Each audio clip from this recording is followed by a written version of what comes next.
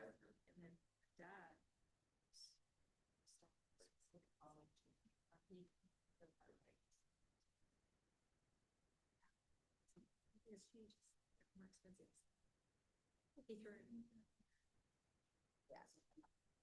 Going to call the Monday, November 24th edition of the Hermiston City Council and Urban Renewal Agency to order with a declaration of a quorum. We appear to be missing Ms. Meyer, Ms. Litton, and at this time, Mr. Barone.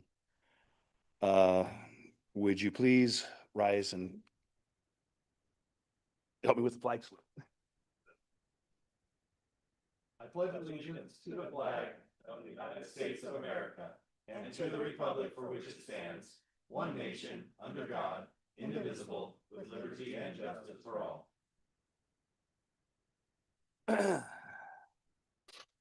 All right, fair warning to all. Been sick the last 4 days, so head's a little fuzzy. If I'm a little out of sorts, please forgive. Mr. City Manager, do we have any changes to the agenda? Oh, yeah, nice. It's been frozen.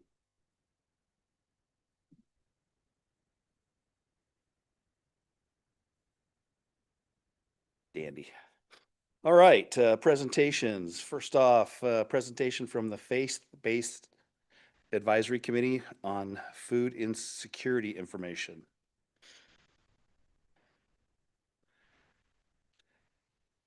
Good evening. My name's Dan Mahon. I serve as the chairperson on the Faith-Based Advisory Committee. Thank you for this time and opportunity to share with you. Councilmember Hayward encouraged us to update you just on some recent developments. Earlier this month, in November 4th, the first Tuesday of the month, we held a lunch gathering, which we've been doing over the last couple of years, once a quarter or so, just trying to get ministries, churches, businesses, organizations that serve in the area of food insecurity here in Hermiston together for encouragement, for networking, for really awareness of what each other are doing and how we can better serve in this area. And as many of you know, or I assume probably most of us know, the timing of this was very apt as we were facing the SNAP crisis and things were unclear at that point.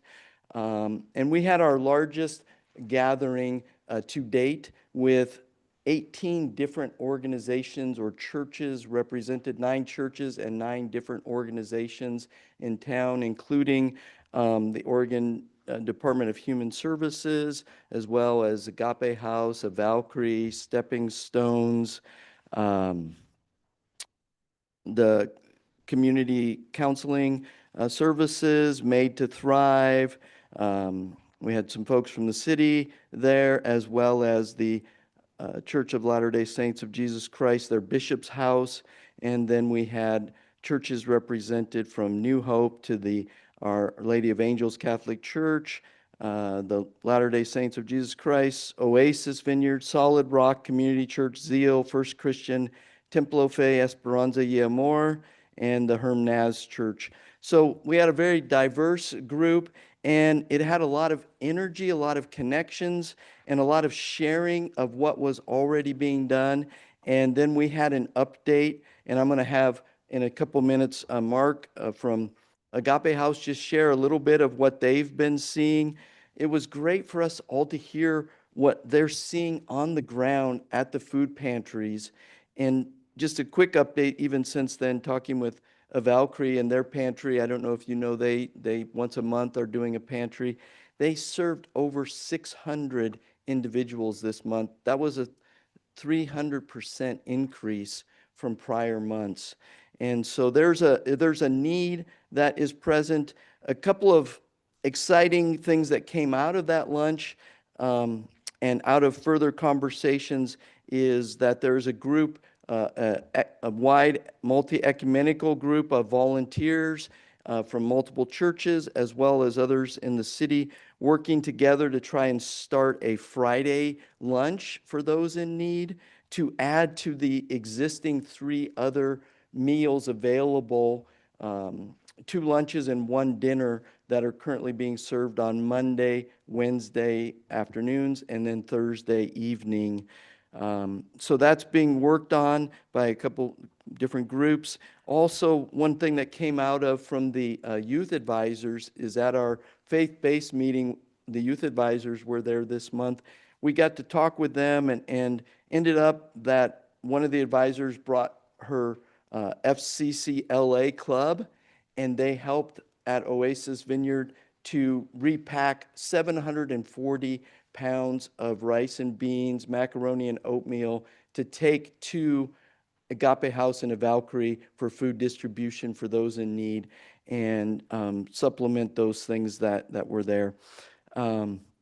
We've also seen an increase in churches doing food drives to help support those, and just a broader increase of others wanting to be on the mailing list for our next gathering and updates of what's happening in that context.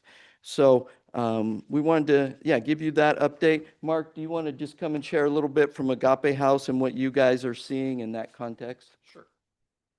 Good evening, Mayor, City Welcome, Council. sir. As you know, I'm Mark Gomolsky. I am the Executive Director of Eastern Oregon Mission, which takes care of Martha's House and the Agape House.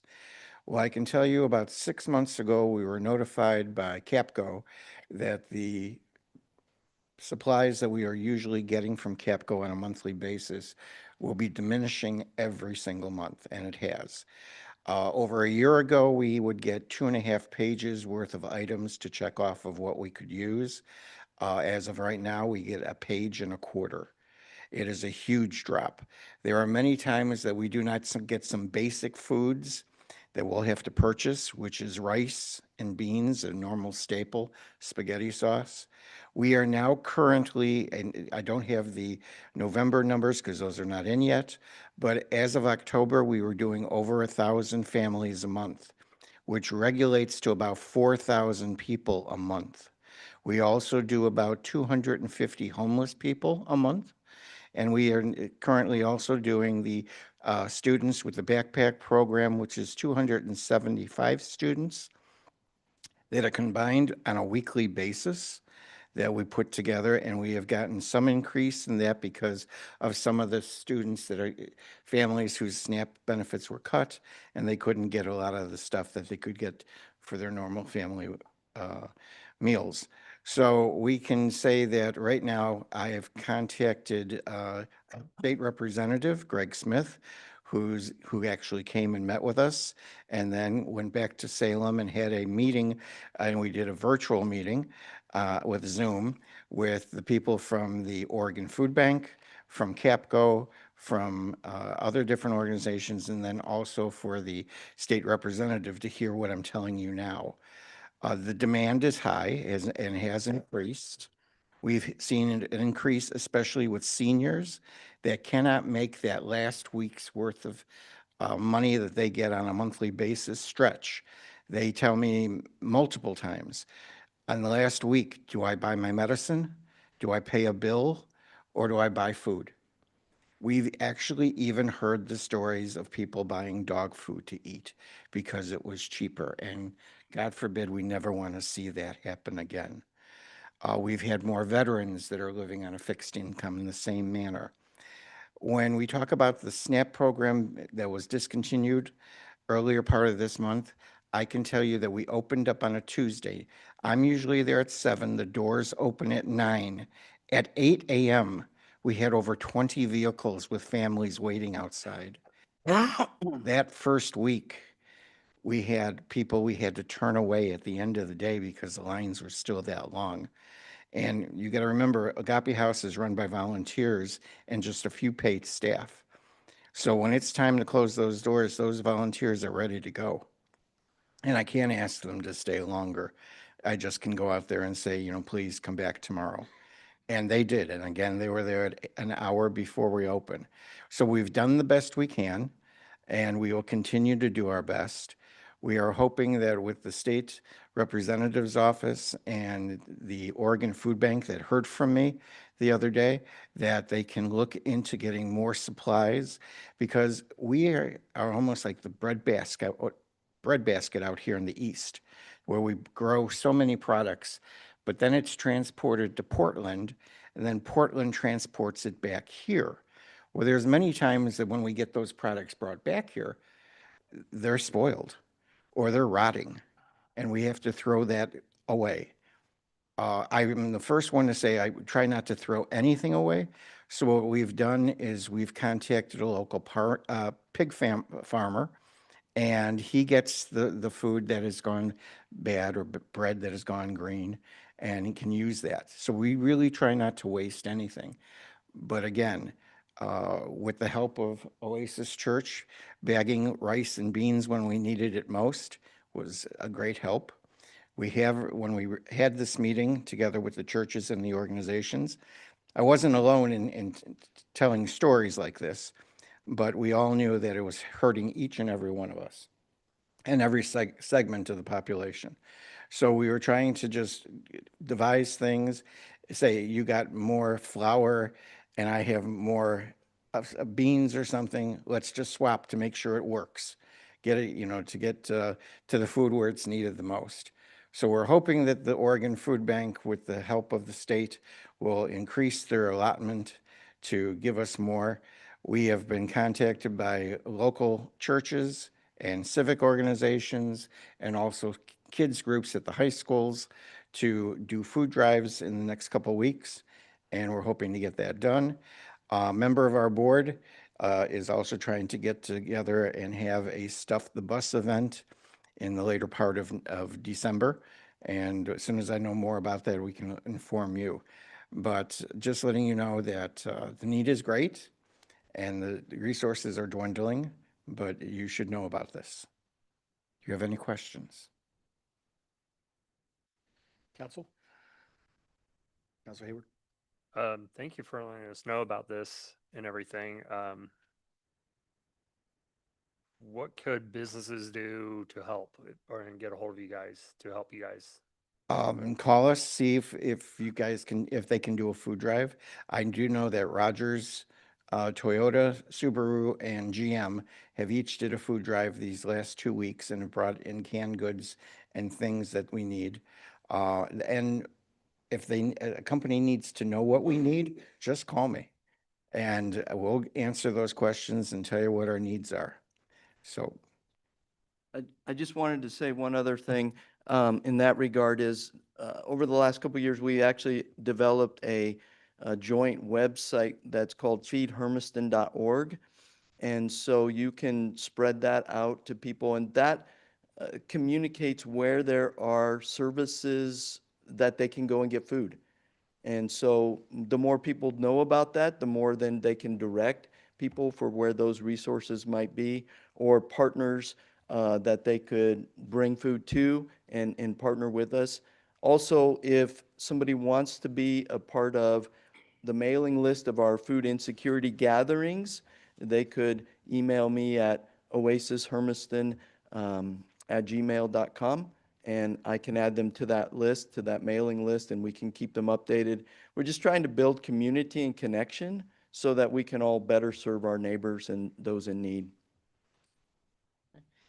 the only last thing I'd like to leave you with is I have Robert Longoria right here. He is our new president of Eastern Oregon Mission. He was just elected a couple weeks ago, so I'll be working closely with him and reaching out more to the community. Thank you again.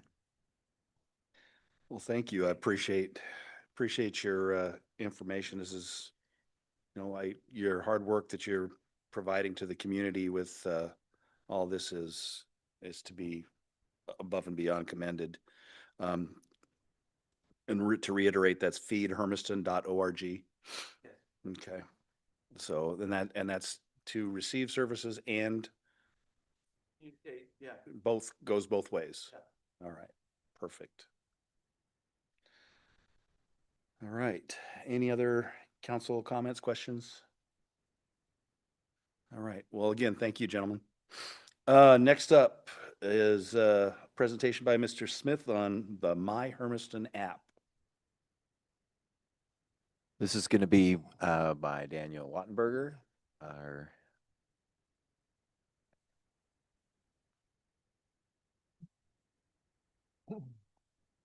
Hey, good evening, Mayor and City Council. Thanks for having me tonight. I'm Daniel Wattenberger with Pac West. I'm the communications consultant for the city. I'm going to walk you through the new app tonight. Do you guys have the app? Who's got a couple? All right. I see some names. I don't see all the names. So I know if you've registered on the app. I don't know if you've downloaded it. So we launched My Hermiston in November this month, and we've had about 210 people that have downloaded it and about 50 people have created an account on it. We're going to kind of continue for 6 months promoting out what the app does and getting as many people on it as we can. It's really one of the reasons the city decided to go with this app is it's really about two-way communication. So it has the ability to submit requests, contact the city, but it also has a way for the city to reach back out through the app and connect residents. And so we'll talk about that a little bit. So tonight I'm just going to walk you through, if you haven't played around with it, a little bit how the app works. And then how kind of what's happening simultaneously on the back end for the city as these requests come in. So first of all, it's available on the App Store and Google Play. So pretty simple. If you've downloaded an app before, all you do is type in either Hermiston or My Hermiston. It'll be the first one that pops up with the Hermiston logo on it. And we have right now a few more people on the iPhone that have downloaded it than the other, but it's available both places. And then once you open the app, the first thing you'll see there is the image, the banner image, and then start requests. And then down below that, there's some menu items that just connect directly to the city website. So the app is kind of a one-stop shop. If you're there, it'll let you get to pay your bill, ask questions, look at some of the departments, look at calendars, those kinds of things. But really the reason the city has this app is for this request process here. So you go to it, the big button there, start request. It's going to immediately ask you to create an account.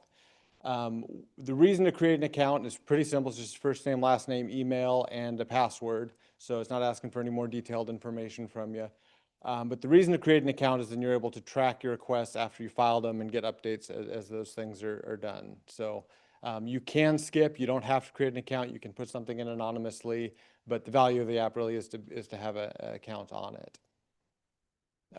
So then you'll see a list of topics when you get to that next step, once you have your account, and it'll range everything from water, street issues, parks and rec, police, non-emergency type things. And there's also an other in case you don't see what you're looking for. So you'll go through and select, say this is a graffiti issue. You see some graffiti on your street. You'll go and you click that and it'll say, okay, do you want to upload a photo? You can either take a photo right there on the spot, or if you've already taken one, maybe you've gone home, you can upload it from there. Photos very helpful to have because then when the crew responds, whether it's a street issue or whatever the issue is, they can visually see what they're looking for when they get there. And then it asks for your location. You can type this in. It'll automatically, if you have your location settings on your phone, it'll put it right where you are. If you've gone home, you want to put it wherever you saw the issue you're reporting, you can drag it or type it in to do that. So the app's then collecting this information about what it looks like, where it is, and then this information, then you'll have a screen where you type in what the issue is. So you say, I've seen some graffiti, it showed up this morning, and then you click submit. And this all goes to the city, and it goes then to, depending on which department you've chosen, that's why you have to choose the department, it'll send it to that person that's responsible for responding. You'll get a notice on your phone there that says it's been submitted, what your request number is.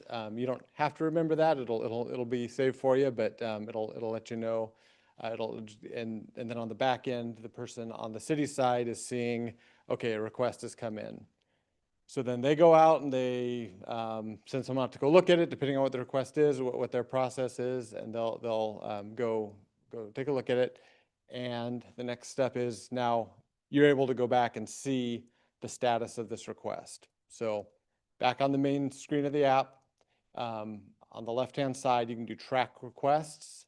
And when you click on that, it'll show up all the requests that you have submitted. So you'll see there's two there, one that's been closed already. So one that you've made the request, the city crew's gone out, responded, said, okay, we've looked at this. The one you've just filed is still open, and you can go look at this at any time. whether it's been closed or open, you can go back and look at it. So you can look at what the updates are. This one doesn't have anything yet, but if, say the code enforcement officer goes and takes a look and says, oh, look, yeah, there's graffiti here, and then they'll type in, okay, thank you for letting us know, we're responding to this. They go through their process, maybe there's an investigation, whatever there may be, that the city crew will respond through the app, but when they type things in, you'll see it on this end. So, and then once the issue is closed by the city, you'll get a notification on your phone saying this issue's been closed, and you can kind of see any conversation that went on, that they have responded to you. On the back end, for what the city is looking at, there's some internal conversations they can have. Maybe it's a request that comes in for one department, but they say this really isn't our issue. Needs to be handed over there. They can share that around. So you're not going to see all that conversation, but you're going to see everything that's kind of outward facing for the person that's making the request. So you can follow up your request. You'll get that notification.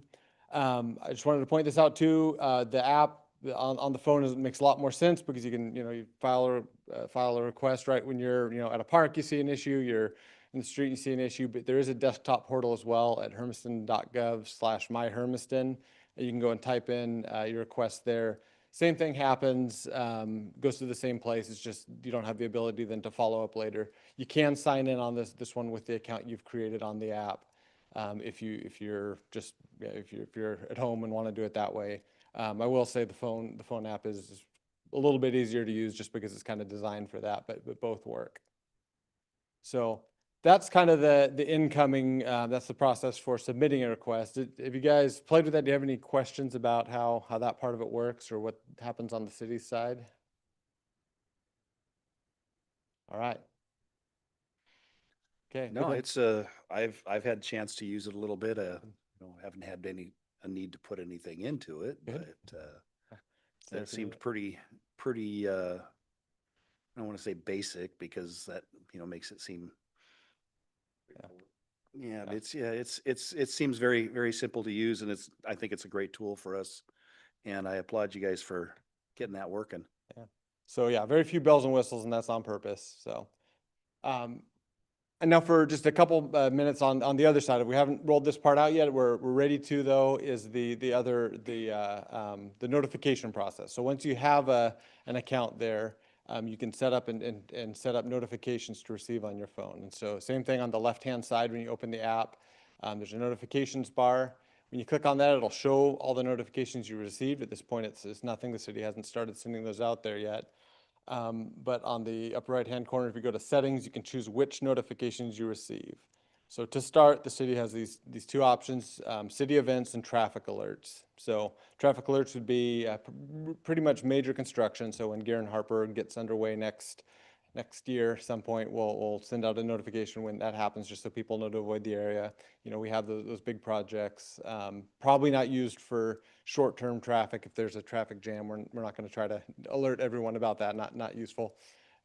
We can also, based on where people have set up their account, we can alert people in a certain area. That's probably more for larger cities, but it is available. The city events is more for things like city chats, when those come up quarterly. City events that are like we're not going to do one for this year's tree lighting, I don't believe, but those types of events, as the city kind of develops a policy on how often they want to be communicating with people. But we do have the ability to do that. So if there's major city festivals, those kinds of events, we can alert people, a week or two in advance, just so they know something's coming up. And they can always go in and say, I don't want to get that on my phone. They can opt out of the city events. But it gives us the ability to just kind of communicate more directly with people as they sign up. So we'll probably do a little work through the newsletter to let people know how this works and how they can opt in and out, to make sure people are just getting what they want, because we all get a lot of alerts on our phone we don't want sometimes. So making sure we're giving the people the option to get these without kind of forcing it on them. So yeah, and that's how the other end of it works. So any questions about the notification system? Councilor Hayward? One question I have, I'm looking through our city website right now. Will this be on the website instead of them have to remember my Hermiston? Yeah, so it's in the news section right now. So if you go down to the news, it's also, and I'm forgetting which menu it is at the top. It is on one of the menu options. I'm having trouble visualizing the website right now. So It isn't, again, the goal is to have people have the app and not necessarily go through the desktop, but there will always be a link to get to it through there. Any others? Well, it looks like you got off easy on this one. Well, it's an easy app, so Yeah, no, questions I'd be doing. a poor job. yeah, I'm looking forward to being able to tell folks, if they have questions or they, have issues. Yeah. In being able to report something or, wanting a better and easier process that, this is a super easy way to go. Yeah, and please do spread the word as you guys talk to people and they ask, how can I get in touch with the city? This is going to be the easiest way to do it. So, Okay. thank you Thanks, so sir. much. Oh. I had not a question on notification, just an app question. Uh-oh. Sure. I'm just curious if we've received any feedback from users since we've released the app about any features they wish had been implemented that we are now working on. We haven't. No, I haven't. I don't know if we've. No, it's gonna shake there. So I don't think we have. Again, just came out this last about 3 weeks ago, and so probably once people have kind of settled in and we continue to promote it, we'll probably do a survey just to ask if you've downloaded the app. If so, what's your experience like? Anything you'd like to see? The company is very, yeah, they've been very good to work with and helped us get it up pretty quick. So, Thank you. All right. Thanks, sir. All right, next up is citizen input on non-agenda items. Anyone wishing to bring anything before the council that is not on the agenda is asked to please do the following. Limit your comments to not more than 5 minutes, state your name and address for the record, and direct your comments to me. As such, anybody wishing to come forward? Welcome. Hi, my name's Luke Dines, own businesses here in town for, I don't know, 25 years or so. I've had a lot of questions lately about the recycling thing. We're in the recovery business for animal feed. We take food back to animal feed, working with the county to put in a compost yard between Hermiston and Pendleton. We have a public meeting tomorrow in Pendleton if anybody wants to come. But with talking to the employees and everything, they just asked that I kind of look it over and see what the thoughts were and what their increases. And so I had a few questions I set in on the other meeting, but there wasn't public comment. So I was just curious with Pendleton now getting bought by Sanitary. Hold on one sec. Yep. Now, this is for non-agenda items. There, we do have I didn't see that stuff there was on a the, public- on the recycle stuff. Is there that's going to public be a little comment bit on later. that one? I So didn't. if, yeah, if you want to bring that up, then that would be, Okay, that'd be more perfect. appropriate. Yeah, time. so just basically just want to let everybody know that we're gonna do that organics. If you guys want to come look at that, it'll be out off exit 193, working with DEQ and the county to get that compost permit put in. So Okay. perfect. Thanks, guys. You bet. We'll look forward to you here in a few minutes. All right, any other non-agenda items?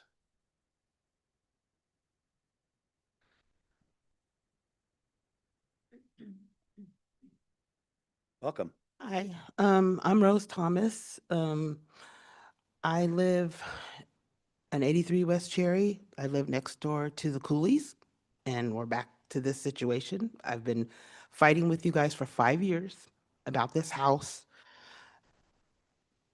I've had meetings with you guys privately. I'm at a point to where I don't know what needs to be done, but something's got to be done. Because now it's becoming more than a nuisance to me. I'm tired of my peace being disturbed. I called you guys last week a couple times. I'm over it. I've been dealing with it for 5 years. I'm 59 years old. I'm disabled. I'm tired. And I want to know, what are you guys going to do? At what point do I need to try to find somebody who would be willing to take my case on to come against my own city, because you guys aren't doing anything to help me? This house is getting worse and worse by the day. I deal with it in the summer. I've seen fights. I've seen people stabbed. I've seen, you name it, I have seen it, and nothing's going on. So now they're running a homeless camp in the back, and I don't want to put nobody out of their home. That's not what I'm about. But you are not equipped. Chris Cooley and nobody else over there is equipped to run a homeless camp. It's getting disgusting over there. You've got tents, you name it. It's getting worse by the day. I told my sister, I go, did you look in that backyard? And she's like, no. I go, you ought to see it. It is a wreck. And she goes, oh, no, not again. I said, yep, here we go. I said, I have to deal with this in the summer. I have to deal with it in the winter. And I go, and then this last weekend is when it really got out of hand because he called me out of my name. Now, I don't cause no problems with this boy. Nobody over there. Like I told him, you keep that over there and leave me alone. I just want to be left alone. But when you call me a F and B, then you've gone too far. Because what I'm not going to do is I'm not going to be disrespected.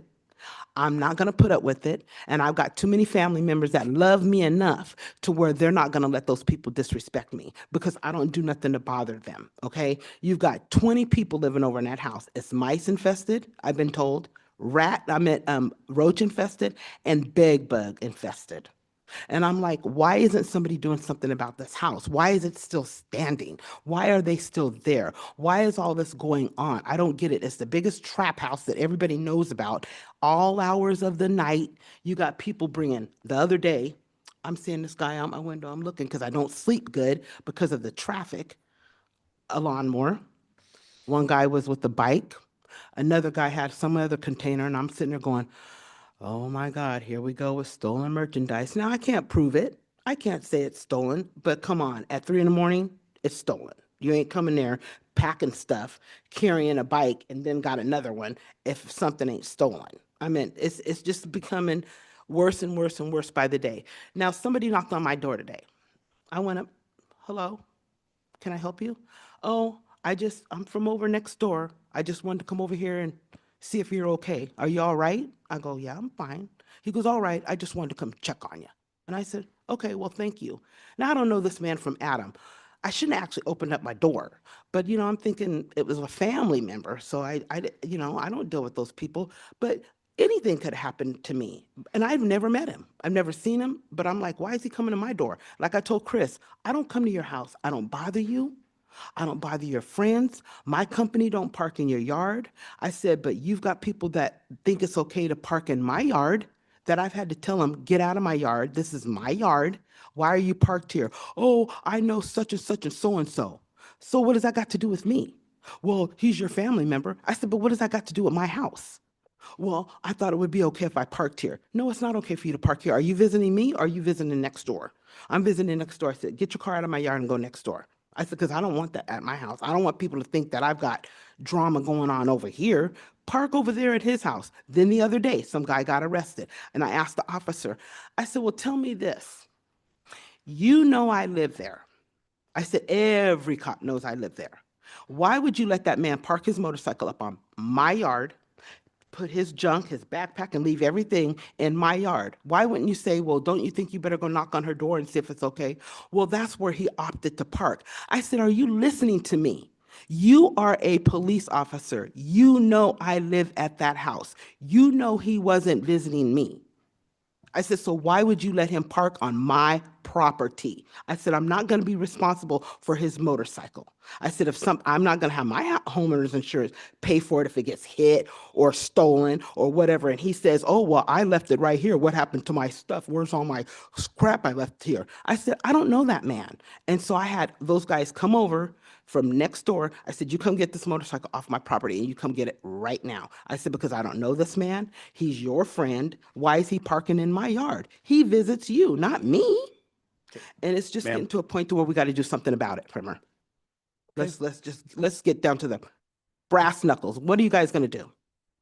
We can't do anything about it Hmm. as a city council. Okay. It will be looked at, we'll bring it to the city manager, the police department, and the appropriate departments. Mhm. We will talk to them about that. But as a city council, it's not something that we can, we can't go over to that house and move everybody out. There's a huge process that has to be gone through. Okay, I've heard this for 5 years. So how long does the process take? 20 years? I don't have an answer for you. Hell, half of us will be dead and buried by then. Is that how long it's going to take to get rid of this house? It's, I mean, where's code enforcement? How come it's not getting cleaned up over there? It's a wreck. we don't currently have a code enforcement officer. So I got to put up with this even worse, using the bathroom outside and everything else? as I said, we're going to forward it to the appropriate divisions. Mhm, And that's, at this point in time, right now, at this moment, that's the best I can tell you. mhm. And that's it. At So I this gotta moment in keep putting time, up with yes. what I'm putting up with. So at what point are you gonna protect me? What point is the city of Hermiston going to protect me? As I said, ma'am, that's what's being done.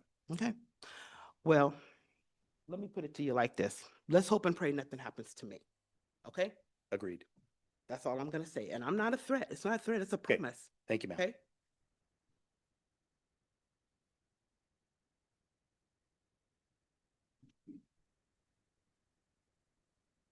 Any other non-agenda items? Okay, moving on, consent agenda items. We have consent agenda items A through K. Are there any council questions on consent agenda items A through K? Seeing none. Public comment? Okay, council comment? Do we need to have anything removed? Seeing none, can I get a motion to approve consent agenda items A through K? So moved. Second. Been moved by Counselor McCarthy, second by Counselor Hayward. Roll call. Yes. Yes. Yes. Yes. Yes. Wow, that short of people, that's fast, huh? All right, passes unanimously. Congratulations to our appointments and reappointments to the various council confirmations and positions on various committees. All right. Nothing on the items removed.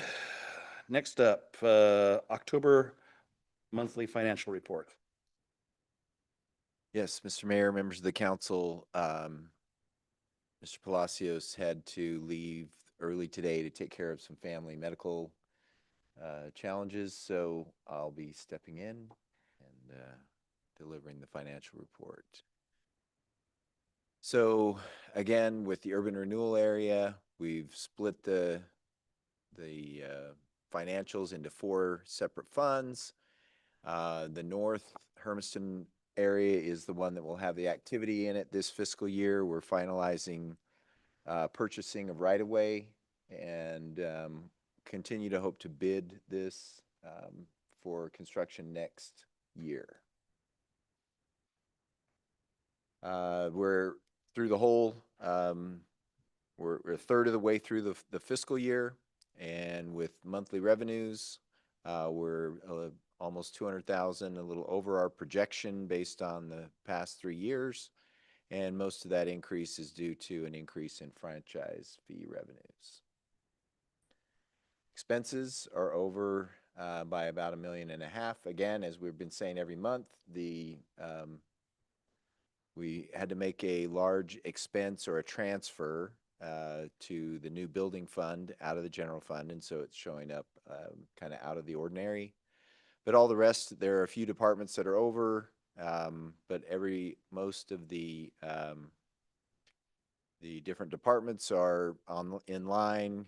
Some of the parks related funds are over just because of seasonal activity, and as the fiscal year moves on, those will kind of self-correct. Special revenue fund, the new building inspection fund is on that page with the other special revenue fund activity. EOTech revenues, again, we actually just today I received the final paperwork we needed from Amazon to start seeking reimbursement for the RV park project. So we should see revenues start to catch up with the expenses we've done on design for that project. Utility and street funds. The street fund is a little below revenues just because of timing of when we receive gas tax revenues from the state. Now, some capital projects, and I think this will be Mr. Morgan.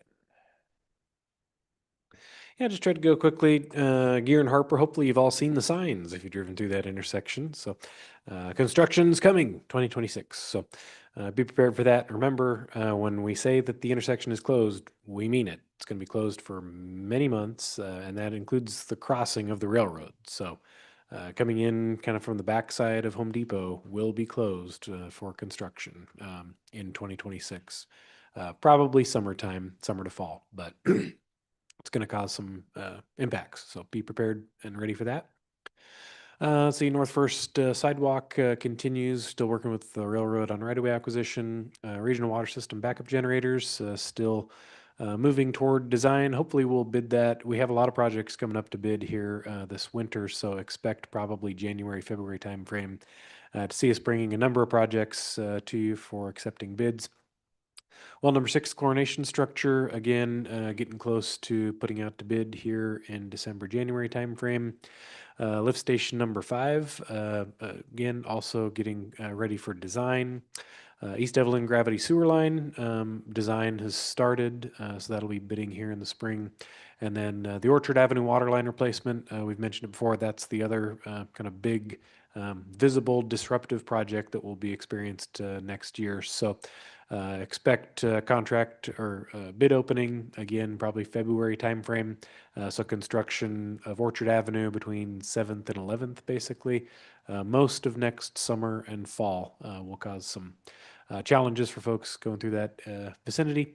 This is listed as Dogwood Street. That's really Dogwood and Northwest 2nd, the LID that we worked our way through this past summer and fall. So design is underway, and we'll be, again, also opening bids on that probably January, February timeframe, with construction taking place midsummer to late fall. So also the Aquifer Storage and Recovery Project, we should be going vertical on the building over that ASR project here in the next week or two. And then the well number 4 controls project continues to move along well. Hopefully we'll have it back up and running before the next irrigation season. And then last bullet point there, Southeast 10th Street Bridge project. That one is interesting. So that is the bridge over the canal next to the BMCC campus over near the new subdivisions going in. Reason I say that it's interesting is because that one is counter-cyclical from what we would typically see for our construction projects. So also expect that one to be going out to bid sometime in the spring, summer timeframe. And so that construction project will actually be taking place once the irrigation canal is dry. So that construction will take place predominantly over the winter, next winter. But that will result in a complete closure as we remove that bridge next winter. So be prepared for that because that'll also cause some traffic disruptions. Last piece, I think, for myself, the hangar up at the airport, substantially complete, and we anticipate having some new tenants moving into some new hangars up at the airport here in the next month or so. And then we're about ready to drop the library off of this list, just basically punch list items, things that they're finishing up. Sherman Park is ready to go out to bid and would be constructed next summer construction season. And then Public Safety Center continuing to work on the interior. You can see the paving's completed. They're working on the gates and so forth on the new parking areas. And things are still on track as far as a late winter opening of the building. Any questions? Council questions?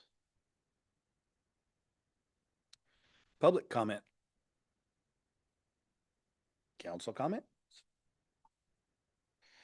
Okay, so can I get a motion to accept the October monthly financial report? Motion to accept. Second. Second. Been moved by Councilor Hayward, seconded by Councilor McCarthy. Roll call. Yes. Yes. Yes. Yes. Yes. Motion passes unanimously, 6-0. 5-0. 5-0. Oof. Oh, and Mr. Mayor, I did receive right before the meeting began a note from Councilor Barone that he was not feeling well, and that's why he wasn't able to come. Okay. So his absence is excused. Okay. All right, next up, resolution 2397, master fee schedule recycling rate. City Manager Smith. Yes, Mr. Mayor, members of the council, this evening we're bringing back to you the recycling rate proposal that was brought at the last council meeting. We presented all of these same slides to the Solid Waste Committee right before this meeting, so I apologize for those of you who sat through that. We're going to be going over all the same slides. I will try to expedite it a little bit, though. So. Again, at the last city council meeting, we brought at the request of sanitary disposal, a rate proposal for $8 per month fee for implementing curbside recycling. That is remaining the same. The major change is that we're now bringing also a proposal to provide a 15% reduction in that rate for qualifying low-income customers. So their rate would be $6.80 per month. Most of these slides are going to be addressing topics from the last council meeting. So just going a little bit more deeply into the answers on some of those topics. So there was a number of things that came up, but generally speaking, some of them that came up were, can we just ignore the state law that requires curbside recycling now? Also, there was some discussion about the fact that sanitary disposal is a private for-profit company. And so if they're profiting off of this, what does that mean for our rates here in the area? So we'll talk a little bit about how solid waste collection works in our area and around the country. And then also talking about, how we can implement a low-income rate or a rate that's lower for some of our low-income residents of the community. Now, I'll go through a little bit of interesting dynamics that go along with some of the terminology that we use, because I've been referencing that the Recycling Modernization Act in 2021 really requires cities like Hermiston to provide curbside recycling. That's true in one sense, but it kind of comes down to semantics. Really, since the 1980s, the state of Oregon has had this opportunity to recycle law. So ultimately, the city of Hermiston has really been required to be offering curbside recycling for many, many years.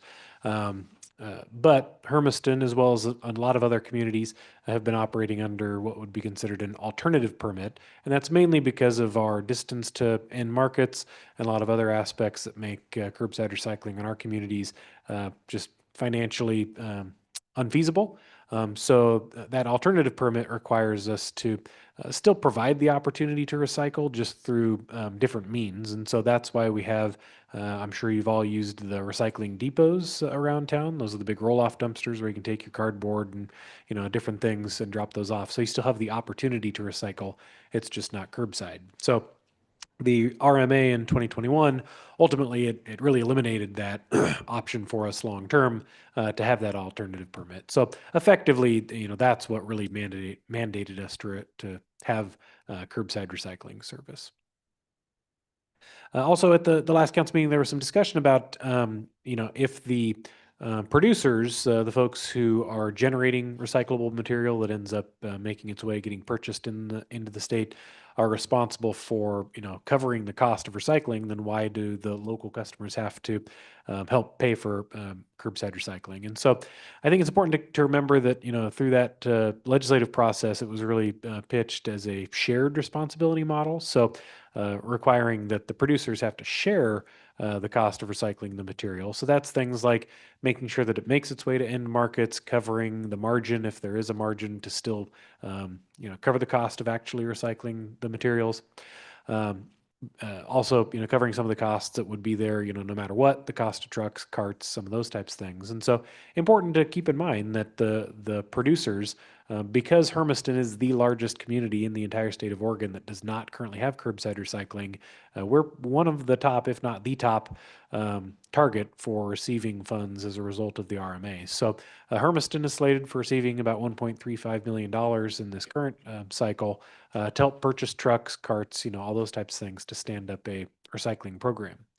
Now, I think the shared part where it comes in with the local customers Because I think, if you put yourself in the shoes of the producers who have to, foot the bill of recycling, they would not really appreciate it if on the local level, we were to roll out a, collection service where we, have, maybe we only really need two, trucks at a time, but maybe we just have 10 trucks out there and they only pick up 50 carts a day and we pay our drivers $100,000 a year each and, the city takes 100% markup.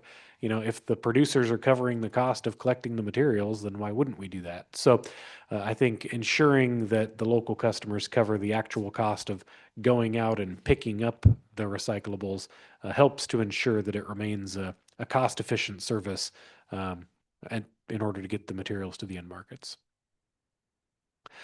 Finally, I've used the term unfunded mandate a number of times in the past.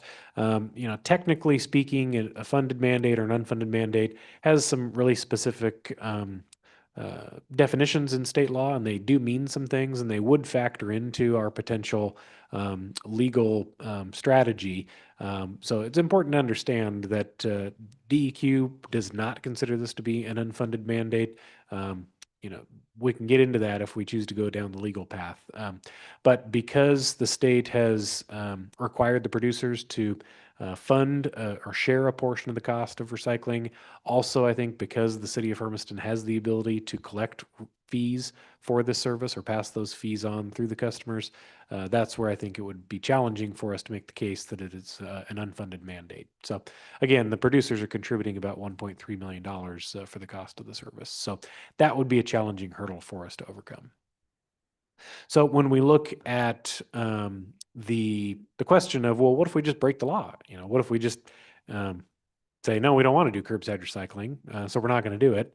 And if we get fined, if we bake that into our cost assumptions, maybe it ends up being cheaper than otherwise. And so, it's a good thought. But when we ran that question to ground, I was not prepared to answer that question last time. I followed up with DEQ. They got back to us with their estimate for what the fines would be. And so we anticipate that if we were to go that route, total fines, would be somewhere in the range of per customer in the community. It would add a cost of about $1,500 per year per account. Also important to keep in mind, if you were to just come to the front counter here on any given day and just hang out for a while, there's a lot of folks that move to the area from out of the region, and it's a pretty regular occurrence where they are surprised that we don't already offer curbside recycling. Some of them want curbside recycling. So I think, there's quite a number of folks in the community who actually expect curbside recycling and have been looking forward to this service. So, but really it probably only takes one, that if, there's a state law that says we are required to offer curbside recycling and we're voluntarily choosing not to do that, in addition to the state, fines from DEQ, there's always the possibility that we could face a civil suit from a resident who's saying that the city's denying them the right to, or the opportunity to recycle. So keep that in mind.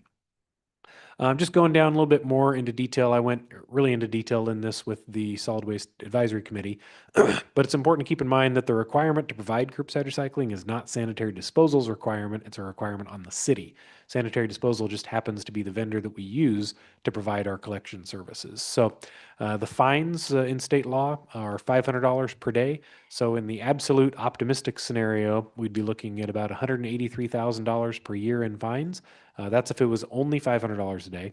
Important to keep in mind that DEQ was very clear to point out in their response that if the city is obviously not making any attempt to comply with the law, they have the ability to fine up to $25,000 per day. So I think if we were to directly, overtly, be clear that we're not going to comply with the law and we're just going to eat the cost of the fines, I think we would see that escalation to $25,000 a day pretty quickly, which would ultimately end up in a realistic scenario of somewhere around $9 million per year in fines. Also important to keep in mind, there is cost associated with these things that aren't just the fines. So as soon as we launch into this, I'm sure that DEQ would have many questions for us, and those can only be answered by paid staff. And so myself, city manager, city attorney, I think we would find ourselves spending a lot of time responding to requests. So My best guess is that per year, it would probably generate somewhere in the range of around $30,000 of diverted staff time. So that's staff time that, it's not going to cost the city any more, but what it costs the city is the opportunity cost of, myself, city manager, city attorney, have a lot of other council priorities that I think would otherwise be getting worked on, but instead they'd be diverted to working this issue. Additionally, some of the other costs associated with this option, we'd probably have to go out and get outside legal counsel, but probably the more expensive aspect would be hiring some state level lobbyists to monitor the legislature, because I can assure you that if we were to go the route of breaking the law, DEQ staff would make it a priority to make sure that they present the legislature with options to close whatever loophole we believe that we're exploiting.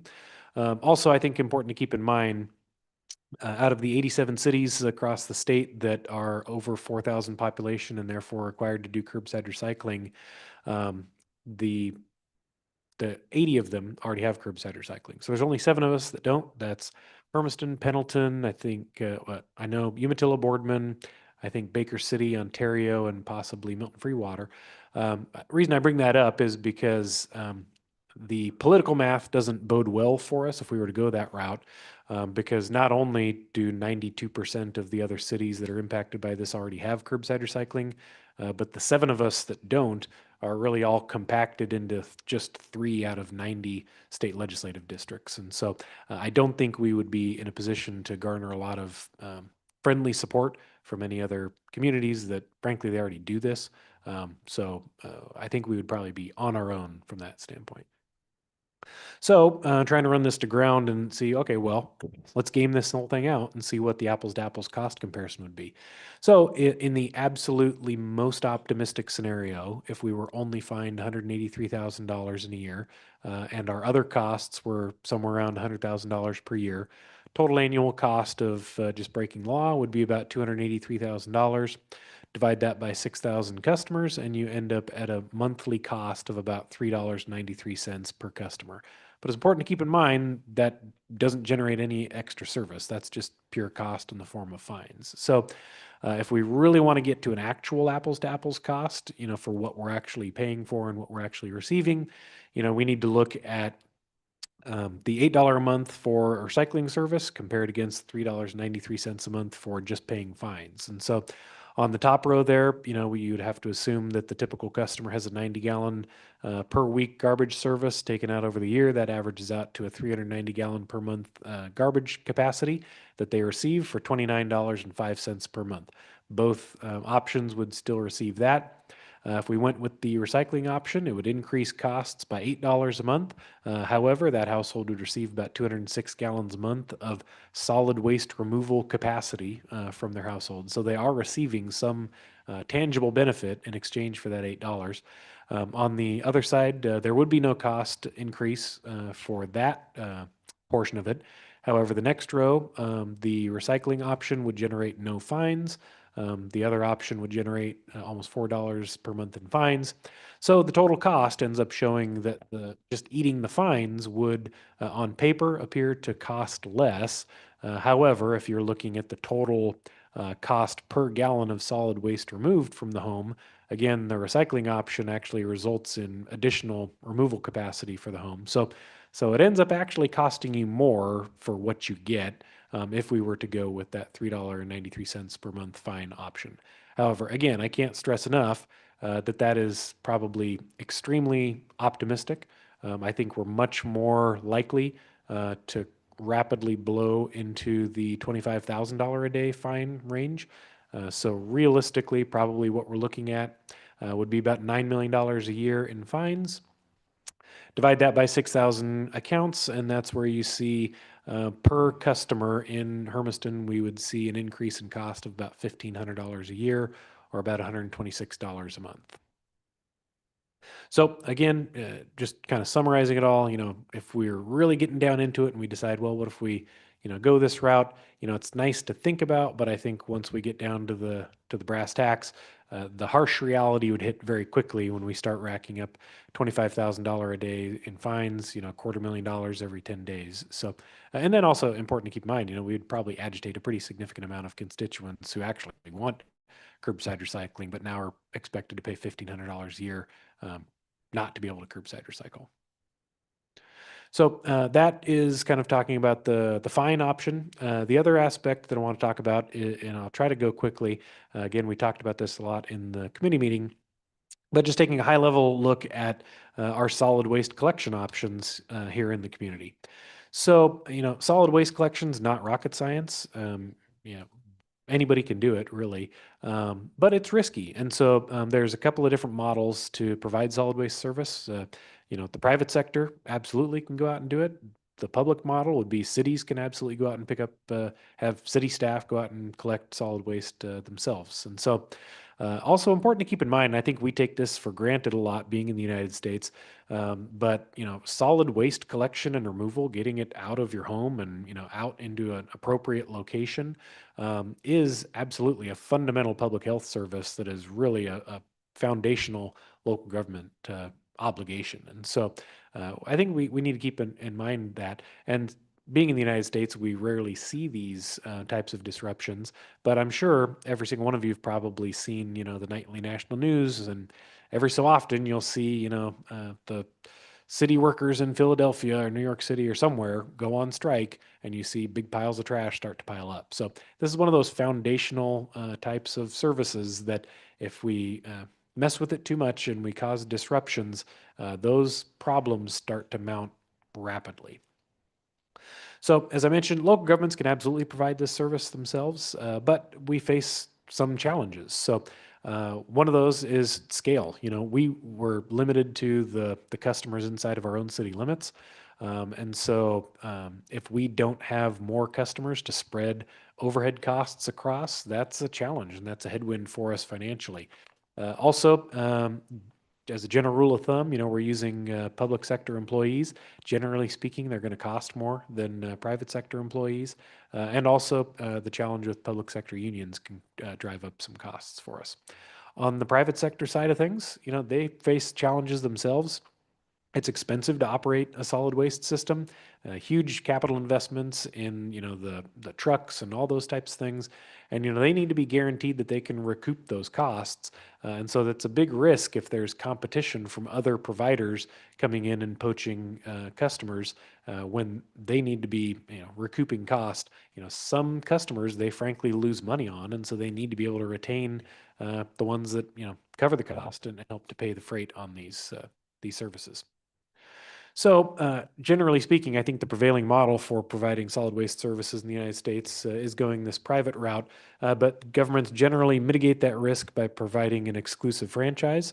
And what that does is it protects the solid waste provider from other competition so that they can be guaranteed that they can cover their costs. So it ensures efficient service. It guarantees revenue to cover capital cost. It allows efficient businesses to still make a profit. So they have a certain revenue or rate that they can charge. And as long as they're efficient, they can maximize profit. And that still may be cheaper than going any other option. So the government has a strong interest in maintaining a solvent solid waste provider to avoid service disruptions, which ultimately result in piles of trash and public sanitation challenges. So a little history on sanitary disposal, specifically here in Hermiston. So sanitary disposal is owned by Waste Connections, which is a national company. It was purchased by the local sanitary disposal operator in 2022. I was fortunate to work with the local operators since I arrived in 2012. So we worked together for about 10 years. And, they saw a lot of the escalating regulatory environment coming. They were coming up on retirement, so they they were going to be retiring anyway. But you're seeing the disappearance of a lot of these mom and pop operators because the regulatory environment from the state is getting so burdensome that you really need to have larger and larger companies in order to spread a lot of that overhead cost across over more and more customer accounts. So it's unfortunate, but we're simply losing a lot of the mom and pop operators all around the West Coast. So This thing is sensitive today. A little bit of background also for sanitary disposal. They provide service here locally for Hermiston, Umatilla, Boardman, Stanfield, Echo, the unincorporated portions of the county. But also coming soon, it was announced here recently that Waste Connections has purchased also Pendleton Sanitary Disposal. So Pendleton Sanitary was a similar operator to Hermiston Sanitary Disposal, local operators. But again, with the challenges of regulatory environment, they've chosen to sell out, and Waste Connections is taking over their service as well. Also very important, and I got into this pretty deeply with the Solid Waste Committee, but important to keep in mind, Waste Connections owns two very critical components of the waste disposal infrastructure in our region. So they own the transfer station, and so that's where we would be collecting, or anybody would be collecting material inside of Hermiston in collection trucks, which you don't want to be driving those long distances. You take those to a transfer station, load those onto a over-the-road truck, then you're hauling it to something like a landfill. That's the ultimate disposal location. Well, Waste Connections also owns the landfill in the region. And so Finley Butte's landfill from Hermiston is about a 60-mile round trip. The fact that Waste Connections owns both of those two pieces of infrastructure forms a critical component of any decision making that we need to make with our solid waste service. Also, most of you here are not aware, but I used to work for the city of Cheney up in Washington. Similar size to the city of Hermiston, a little bit smaller, 13,000 population. Definitely different demographic because it's a college town, much more what you consider to be congregate housing, a lot more apartment complexes. That can be served a lot more efficiently in terms of just serving a handful of dumpsters rather than hundreds and hundreds of individual carts in front of single-family homes. City of Cheney municipalized their garbage service in 2011, so they took that over, provided that service with City of Cheney employees. And so I spent a lot of time analyzing that decision and ultimately wrote my master's thesis on providing public sector services through private sector contracting, and why that's a good thing in a lot of instances. And so Cheney, one of the big components that makes it possible for them to do their service this way, they're located only 26 miles round trip from the Spokane County Waste Energy Incineration Facility, which is the ultimate disposal location, effectively like their dump. So they are able to completely avoid any cost of having a transfer station. The capital costs of constructing or purchasing a transfer station are very expensive, as well as the ongoing operations. So very different type of a scenario. But that's an example of one community that has municipalized their service. But they're definitely an outlier these days. So I think if the question comes ultimately all the way back to, well, what about if the city could just, we don't like the $8 a month, cost of collecting the recyclables, why don't we just do it ourselves? It would be very challenging and complex to decouple the recycling aspect from our existing franchise with sanitary disposal.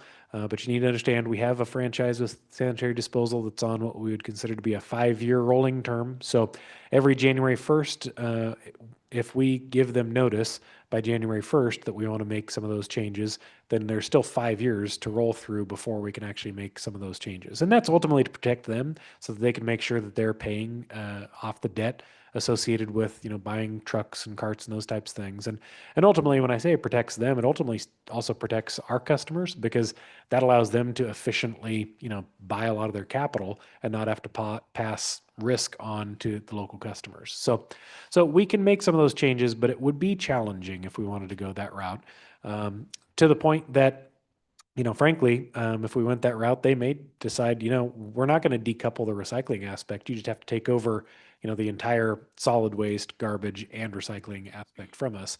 In that case, we'd be faced with, okay, well, who's going to do this service for us? There are no local mom and pops anymore.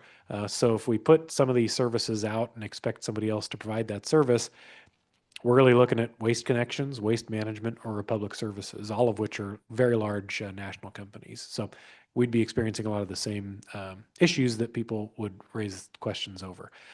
So I mentioned Cheney's alternative. City of Hermiston could absolutely do our own collection if we wanted to. However, important to keep in mind, administrative overhead is going to be very expensive for us. we have from sanitary disposal, Kevin comes and presents.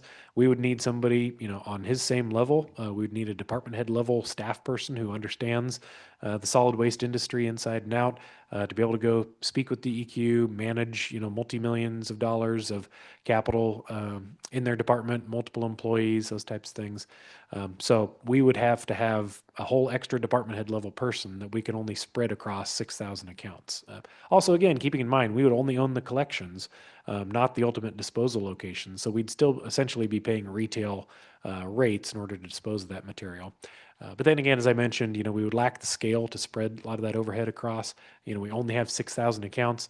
I mentioned during the committee meeting that, we have about 6,000 accounts, sanitary disposal just in our area. This is before they take over Pendleton.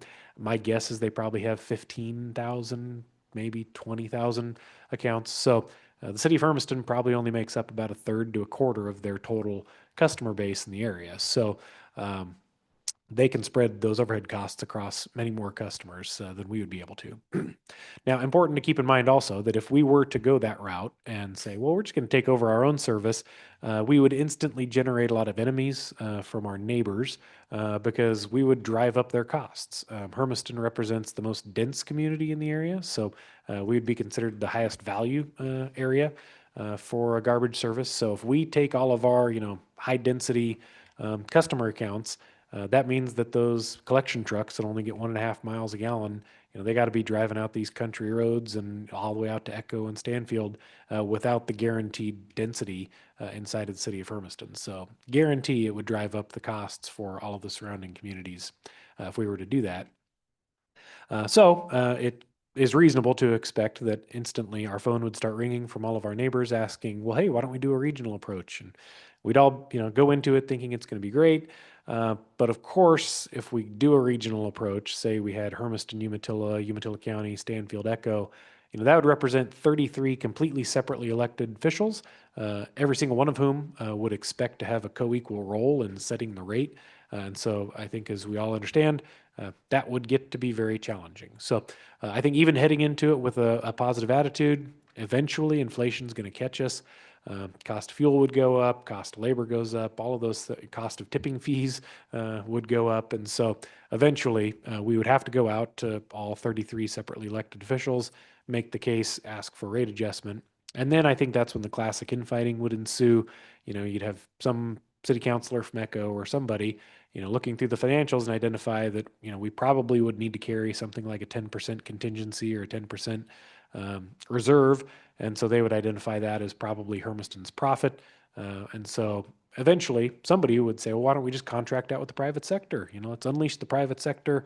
They can probably do it more efficiently than us, in which case we would probably go that route and we'd be right back where we started, where we'd probably have Waste Management, Republic, or Waste Connections ultimately winning the bid. So in summary, private for-profit vendors fill a very critical role in the solid waste ecosystem. Public options are possible, but they carry risk and cost.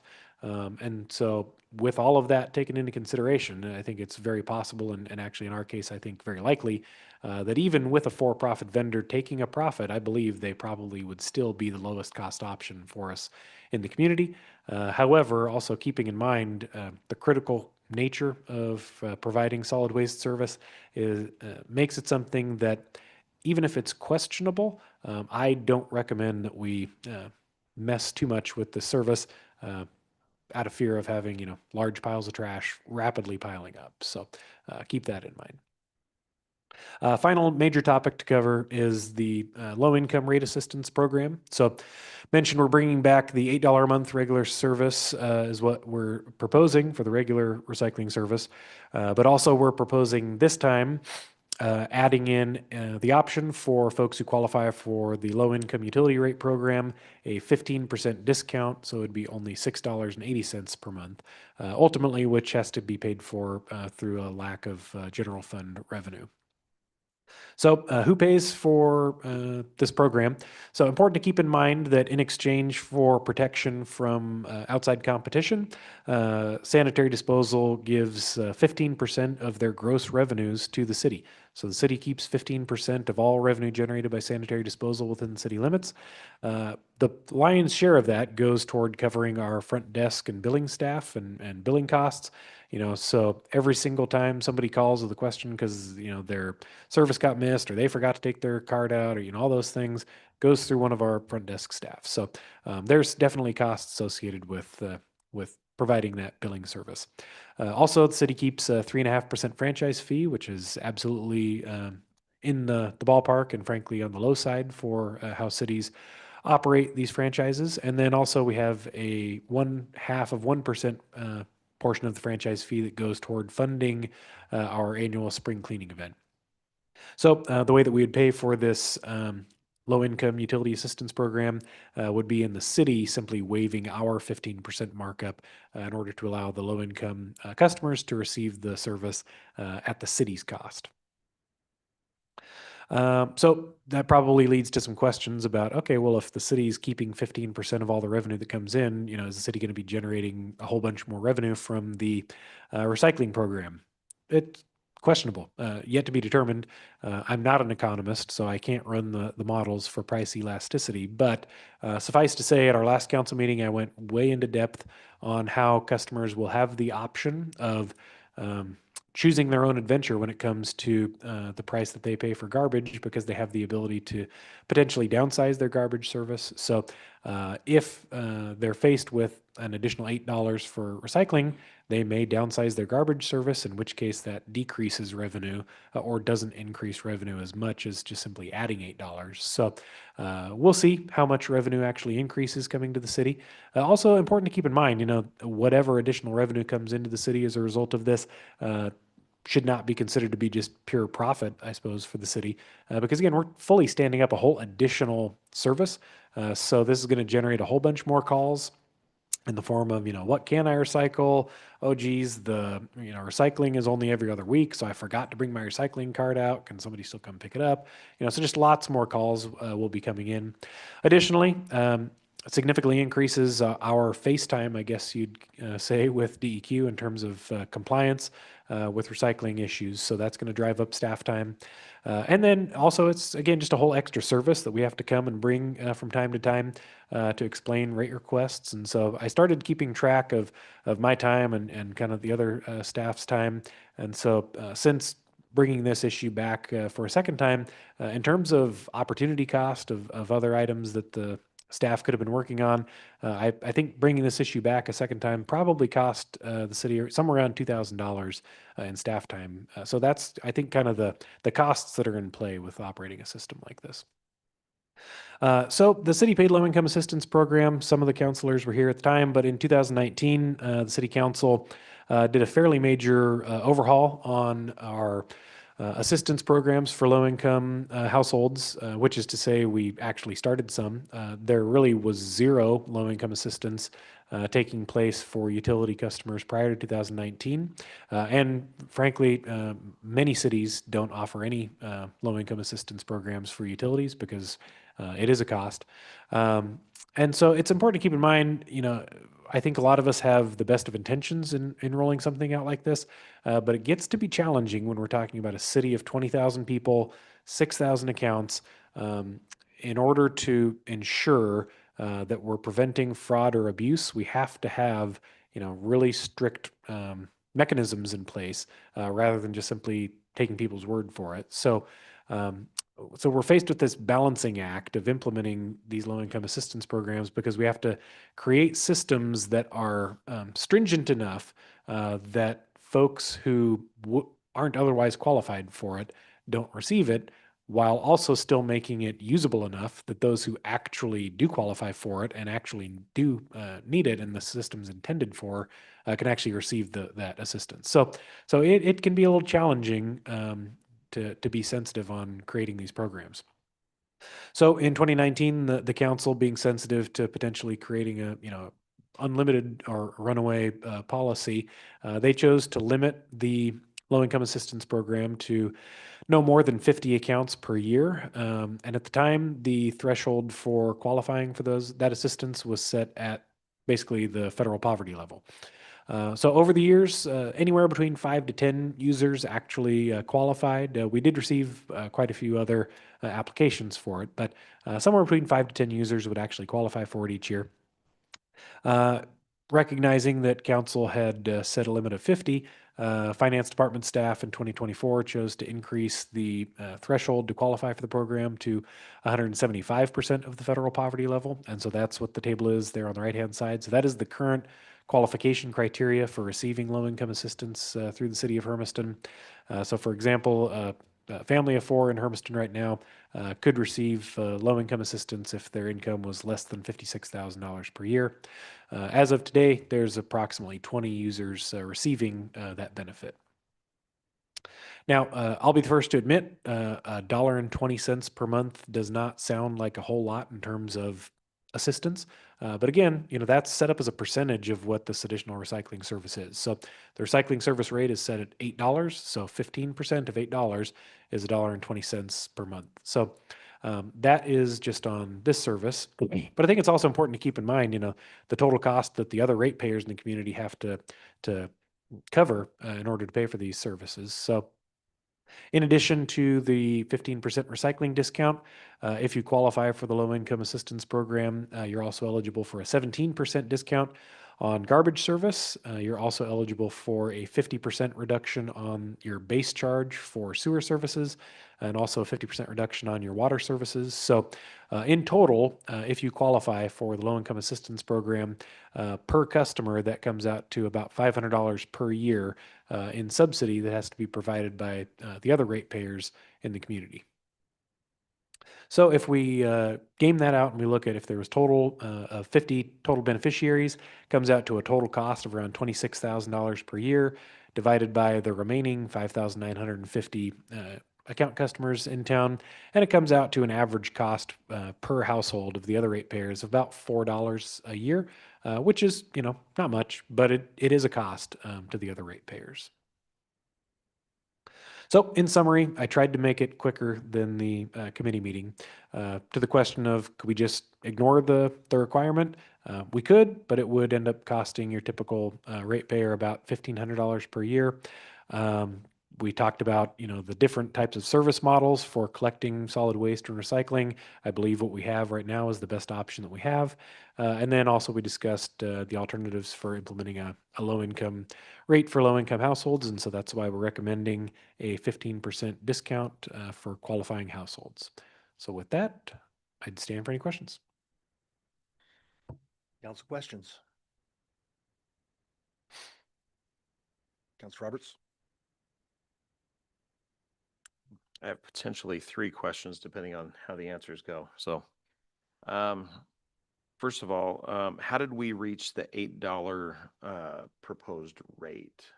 So we didn't reach it. That is the proposal from sanitary disposal. So that is their cost for the staffing to collect the materials. Okay.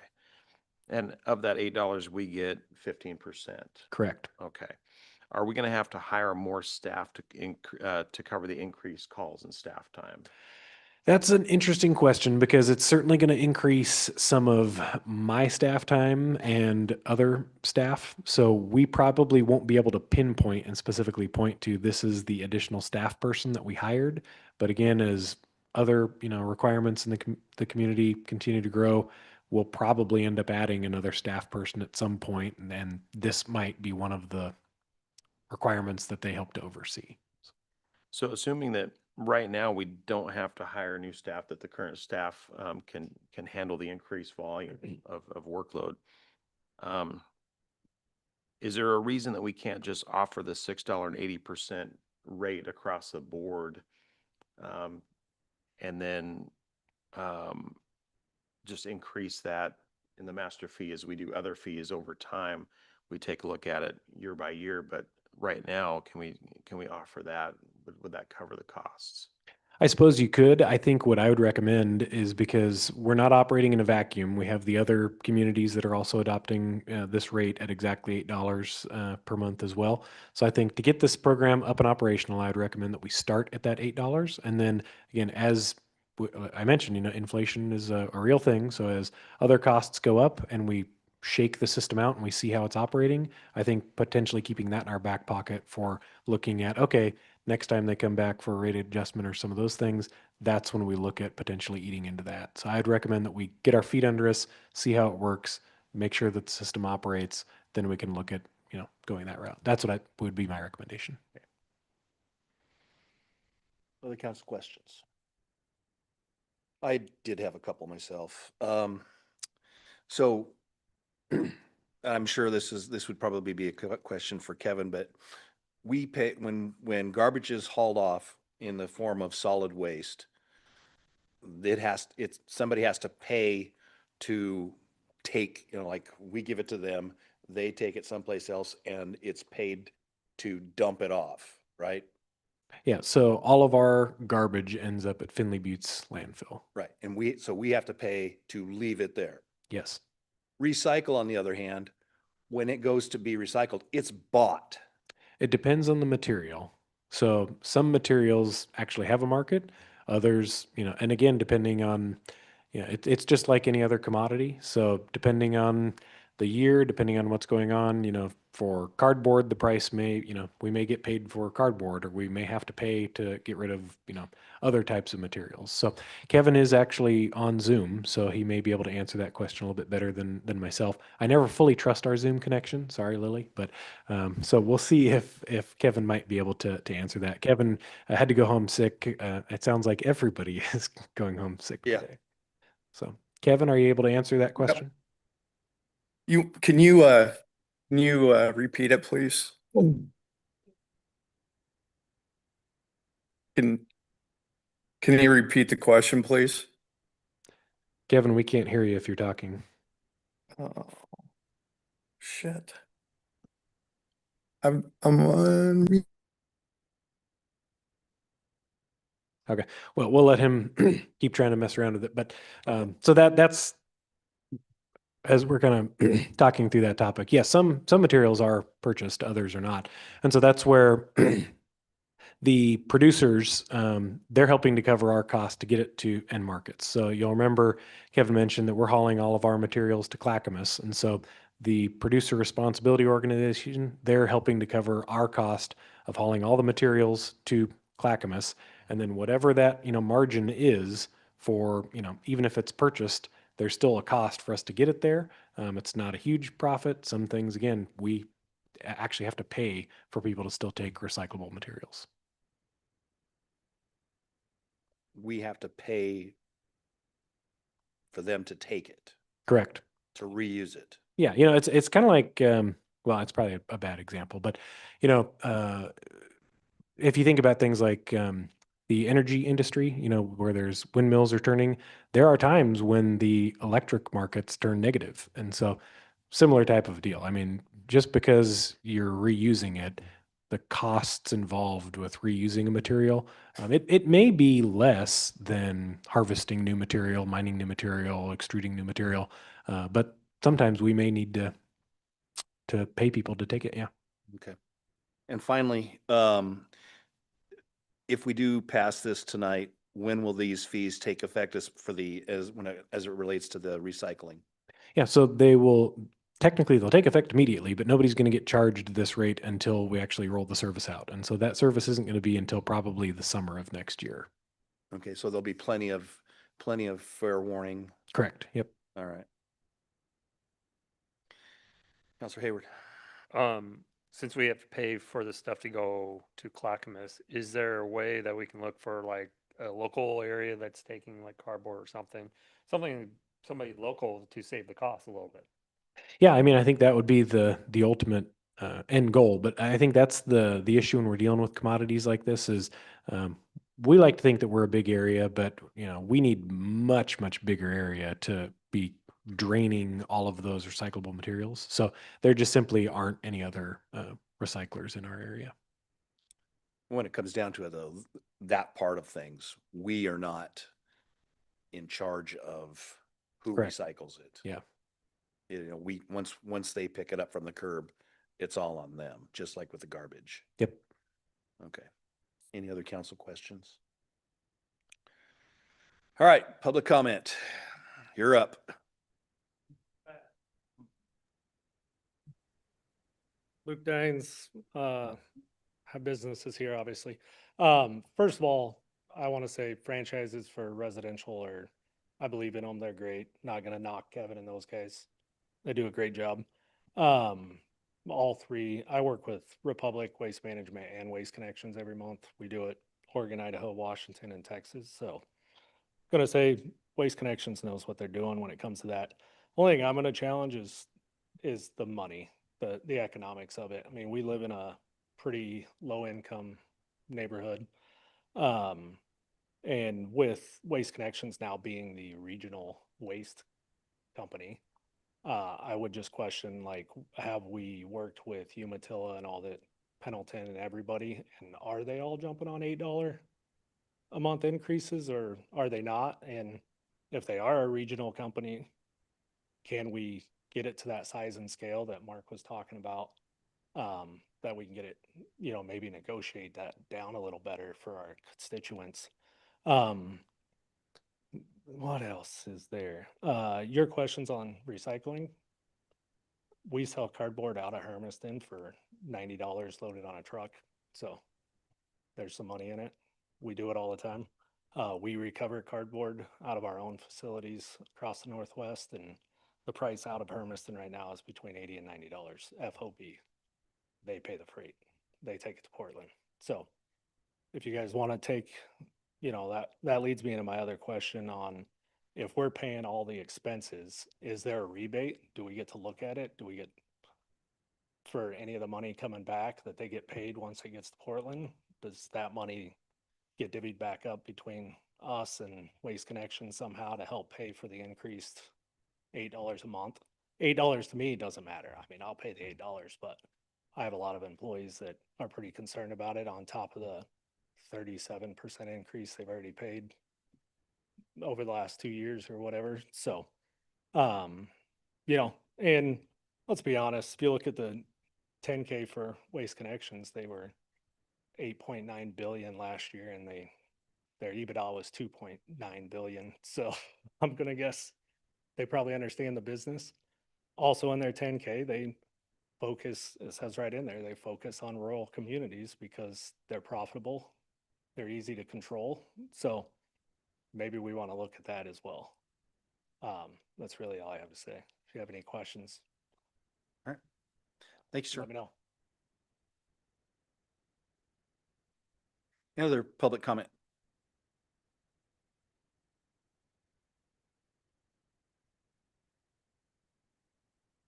Welcome.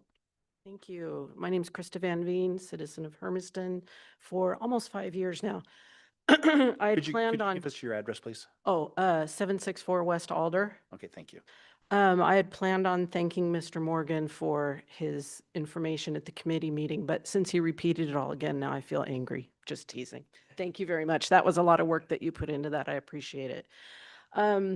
As a household that moved here almost 5 years ago from the Portland area, we were surprised that there was no curbside recycling here in Hermiston. So I just want to go on record as being a household that does definitely support this. I've observed our family dynamic, our recycling change. We were a curbside recycling family. We paid attention to when it went into our garbage can. We paid attention to curbside. In Portland, you had to sort it into different bins. So here, at least, we wouldn't have to. But what I've witnessed is, unfortunately, a decrease in our recycling. Now we have to store our recycling in separate bins in our garage. We have to wait until there's enough for us to take it to the recycling station. It is an inconvenience, which I know sounds kind of ridiculous, but when you're talking about garage space, you're talking about behaviors, and then you're talking about loading it into the truck and taking it and sorting it there. There's a cost, right? I'm really looking forward to, and I ask you all to pass this. I'm very much looking forward to I guess, a resumption of good, healthy recycling behaviors. It would encourage people to have less waste. It would encourage people to sort their waste better. And I'm sure other people would do what I'm planning on doing, which is sort much better. And that way I can choose the smaller can and offset some of that $8 a month fee. I think that it is very much for the betterment of our local and state communities to do so, but then also for our environment. I just think that it's good for Hermiston. It's good for all of us, everyone. So, thank you. Thank you, ma'am. Any other public comment? Okay, seeing none. Council comments. Counselor Hayward? I'll start it. I don't like mandates. I don't like pushing stuff on people. My comment is I get where this is coming as a mandate from the state. I know the younger generation, the younger 18-year-old through the 30-year-old probably won't care about recycling, just wants to throw it out in the trash. I'm 100% right there with them. I know there's other group above them that cares about recycling, some that don't. Will recycle and then the older. I think if you want to recycle, it's your choice. You shouldn't be forced to do it. But this is a mandate from the state. I think it should be optional if they choose to have it or not, but this is a mandate. Other? Yes, ma'am. I just want to thank you for the presentation that you did. I think you provided a lot more information than some of the questions that we had at our last meeting. I think I worked for the garbage company many years ago as a bookkeeper for some of the cities that they serve. So I saw the recycling aspect and the waste aspect of it all. I also think we are living under critical times, and I know that $8 may be tough for some of our constituents. I would also agree that, as leaders, we also have to model what we want to see from our constituents. I think being mindful of our environment, being mindful of the things that we can recycle, because honestly, I feel very guilty when I'm tossing plastic containers because I know climate change and all of that. So I had not thought about what the gentleman said about some of the rebates and whether we can collect some of the money back that is being recycled with cardboard and some other stuff. I don't know if that is something that the director of waste management can answer, or if he will be able to answer at some point when he has better connectivity, or if he can send you that information. But I think I would be curious to know that answer. But I fully support being able to recycle, as we know that when there have been containers out in the community to recycle tires, to recycle other items like refrigerators, mattresses, they've had a great turnout from the community. And I would certainly hope that many people see it as also a need and just our way of being responsible with the amount of garbage that is being put out that could be recycled. But I like the option of also offering a way for those that may be a hardship, the possibility of them paying a lesser price. Any others? Counselor Roberts? Mr. Morgan, thank you for the information. It was very well structured, highly informative. I just want to put it on record that I'm not against recycling. I'm not against sanitary disposal, making a profit. I'm, like Councilor Hayward, not supportive of what is perceived to be unfunded mandates by the state. Were it not for this law, people's costs would not go up. I know this needs to pass. I really do, because we're over a barrel. And I think Mr. Morgan made that very clear, that if it doesn't pass, DEQ is going to come down on us hard, and we really don't have a choice. And so while I support recycling, it's that being thrown over a barrel that I don't like. And I just want to say, as a symbolic gesture, I plan to vote no simply as a protest to the state saying, you have to do this. I don't like that. So I'm just putting that out there. That the local constituents don't always need to be the brunt of higher costs. And I don't know how to get around that. I think Councilor Kelso said at a previous meeting, the state of Oregon hasn't found a tax that they don't like. So somebody's got to stand up and say no. And that's just kind of where my brain's going on this issue. So that's my comment. Thank you. Any other council comments? Can't tee it up for me like that and not expect me to go. I agree with what Councilor Roberts and what Councilor Hayward have said. I think that this issue is a tax increase that, again, perfectly illustrates how out of touch the majority leadership of the state is with our community in Northeast Oregon. In order to appease their guilt about causing waste and harming Mother Earth and their belief in anthropogenic global warming, they feel compelled to force the rest of us to pay taxes to appease that guilt. I don't share that guilt. I don't believe in anthropogenic global warming or that we're killing Mother Earth or any of these other things. I recycle, though, because I think it makes sense. I take my stuff to the depot. If they can reuse it, great. If they end up throwing it in the landfill, fine. I don't care.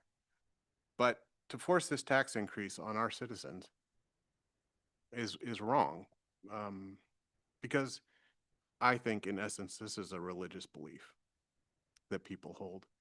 And I don't subscribe to it. Don't make me pay for it.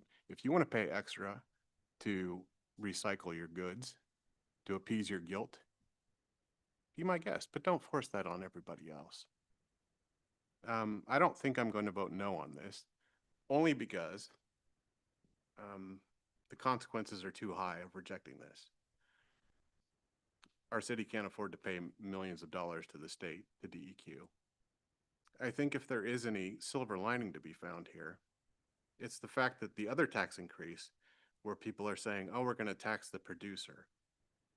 That's not a tax on the producer. That's a tax again on us, who are going to pay the producers more money for their products so that they can give that money back to the state to fund our recycling overhead.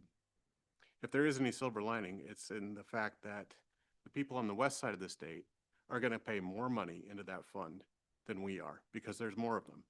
So every product that they buy is going to contribute more money to that fund, and more of that money as a percentage is going to come to our community to help fund our overhead. So they voted to tax themselves more than they voted to tax us. Great. I'm in favor of that. So I just wanted to say again, to sum up, this illustrates how out of touch the state legislature is with our community and our values. And I think it's very unfortunate that yet another tax increase is coming from them to support their outlook that we don't necessarily share here. Thank you. Well, Councilor McCarthy.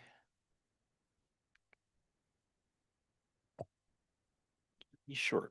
I think it's a dangerous place for us to make claims about any particular group supporting this mandate or not.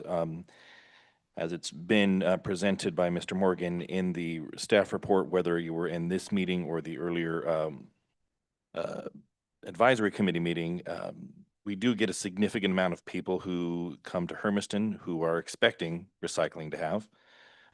That number of people is only growing as we continue to have developments in and out of here. So I actually tend to agree with other counselors about it doesn't feel fair or right to impose a particular mandate on our citizens. However, despite the fairness of it, what we really have to make a decision is not necessarily based on how we feel about it. It's the best way that we need to move forward. So what we're really trying to consider is really just, do we want to take the risk, or do we want to implement a program that we do have residents requesting for. It's not necessarily correct to say that this is completely misrepresenting our constituents, as we've had people here tonight speak to it. We've had people who come expecting to pay it. This was a similar conversation we had when we invoked business licenses, where people are coming into Hermiston expecting to pay a business license. This is the relative standard. This is the direction things are going. Whether or not we like it, we just have to make the best decision about how we're going to move forward. Mr. Mayor, based on some comments that were said, it has caused me to have a question for the staff. Would it be appropriate at this time to ask it? Yes. I'm just curious, we are at 5 council members tonight. In order to pass this, how many votes are required? Yeah, just a majority of those who are in attendance tonight. An ordinance is the only one that requires A majority of the council. inordinately higher number, 5 minimum. Okay, thank you.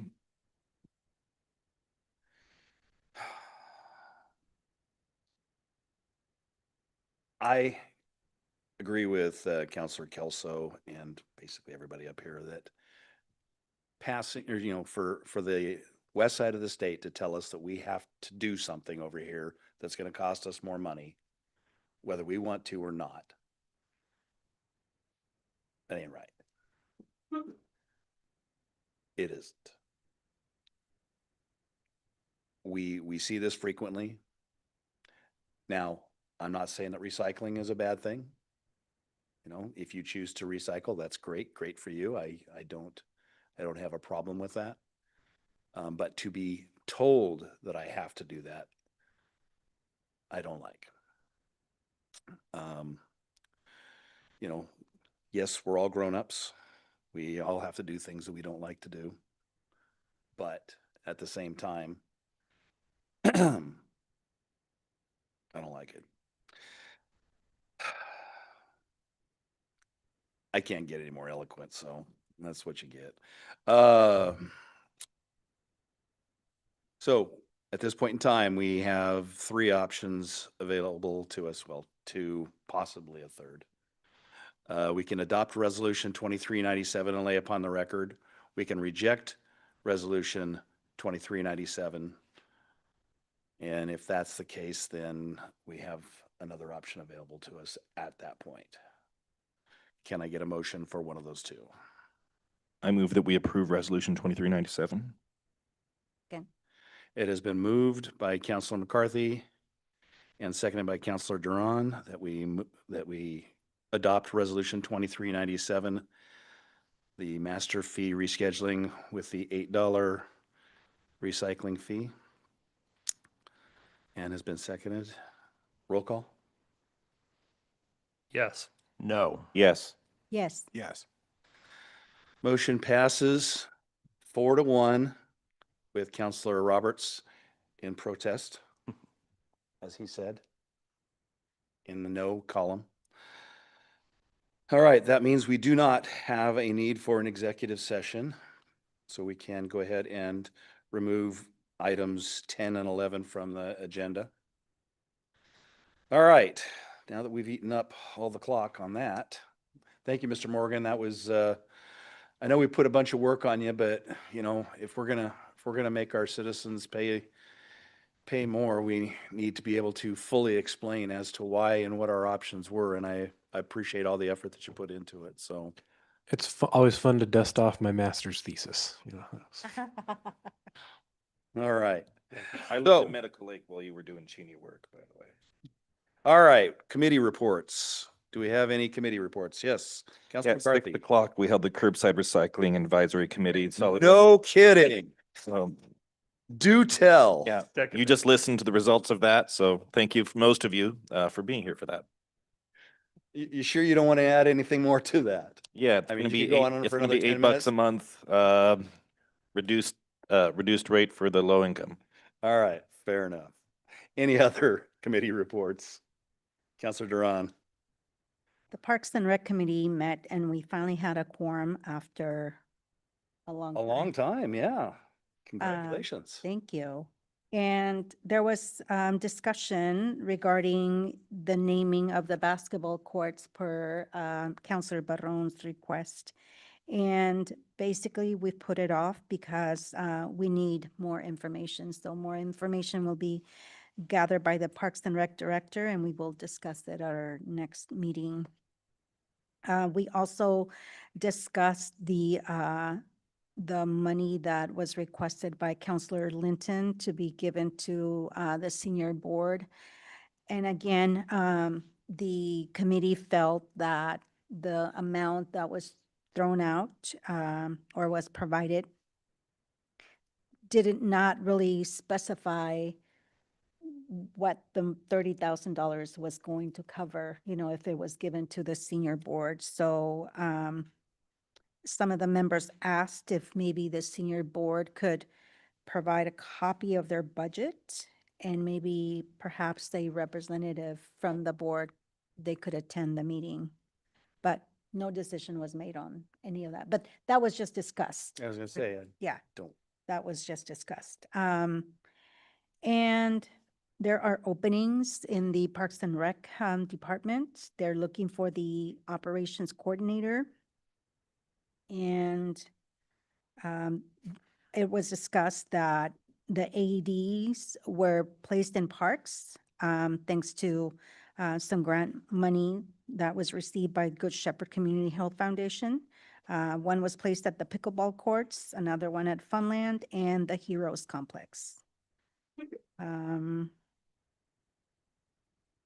the new welcome sign, the Hermiston welcome sign by the airport. I don't know if anyone has seen it. They said that besides looking great, that it's provided a reduction in water usage, and it's low maintenance for the staff, and it was funded by the water department. And our next, they also encouraged, they're looking for volunteers to prepare the festival street for the tree lighting ceremony. So staff volunteers will be working December 1st through the 4th. And I believe the time is from 9 a.m. to 5 p.m. So if any of us, volunteers that would like to help out with that, I think the director would be happy to see some of us there. The Hispanic Advisory Committee also met on November 17th, and we had a resignation from one of our newest members. We had a presentation from DHS so that they would explain some of the SNAP benefits and some of the things that were still available for the folks that live in our area. We also had a presentation from Uvalkyrie, and they did talk about the food bank that they have. Because the amount of people that are showing up, the need has grown. It used to be offered twice a month, but now it is only offered the second Friday of each month. And it was discussed that Dia de los Muertos was a big event, as well as the Hispanic Heritage Month celebration on October 4th. And one of the goals that will be revisited is how to increase the Latino vote. And the city manager was there also to give a presentation on some of the projects that the city has been working on and has completed, and to also seek feedback about any thoughts about what the city what community members would like the Carnegie Building to look like. And was there anything that I forgot? no, very thorough. Well done. Okay, that's it. Thank you. I mean, you haven't had a meeting in so long, you had to take really good notes. Yeah, Had a lot to talk about. yes. All right, any other committee reports? Councilor Roberts, airport.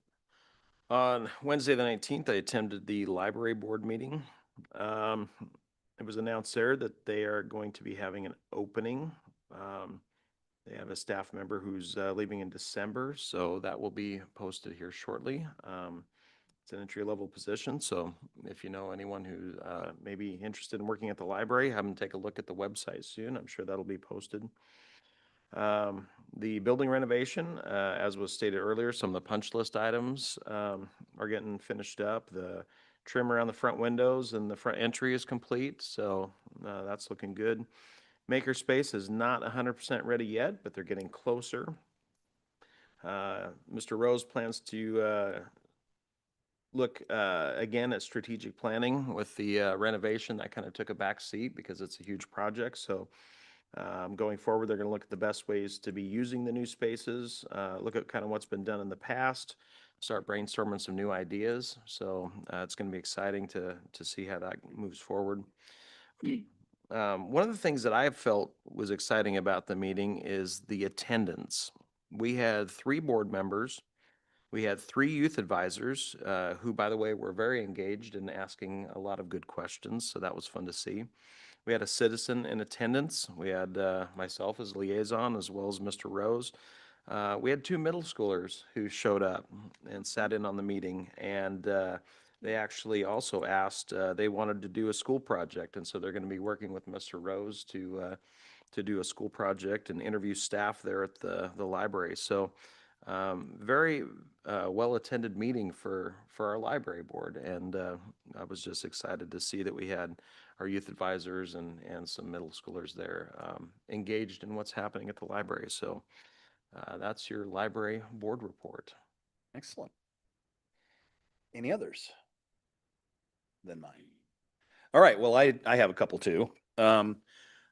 We had and the first actual dive into the charter review, charter committee.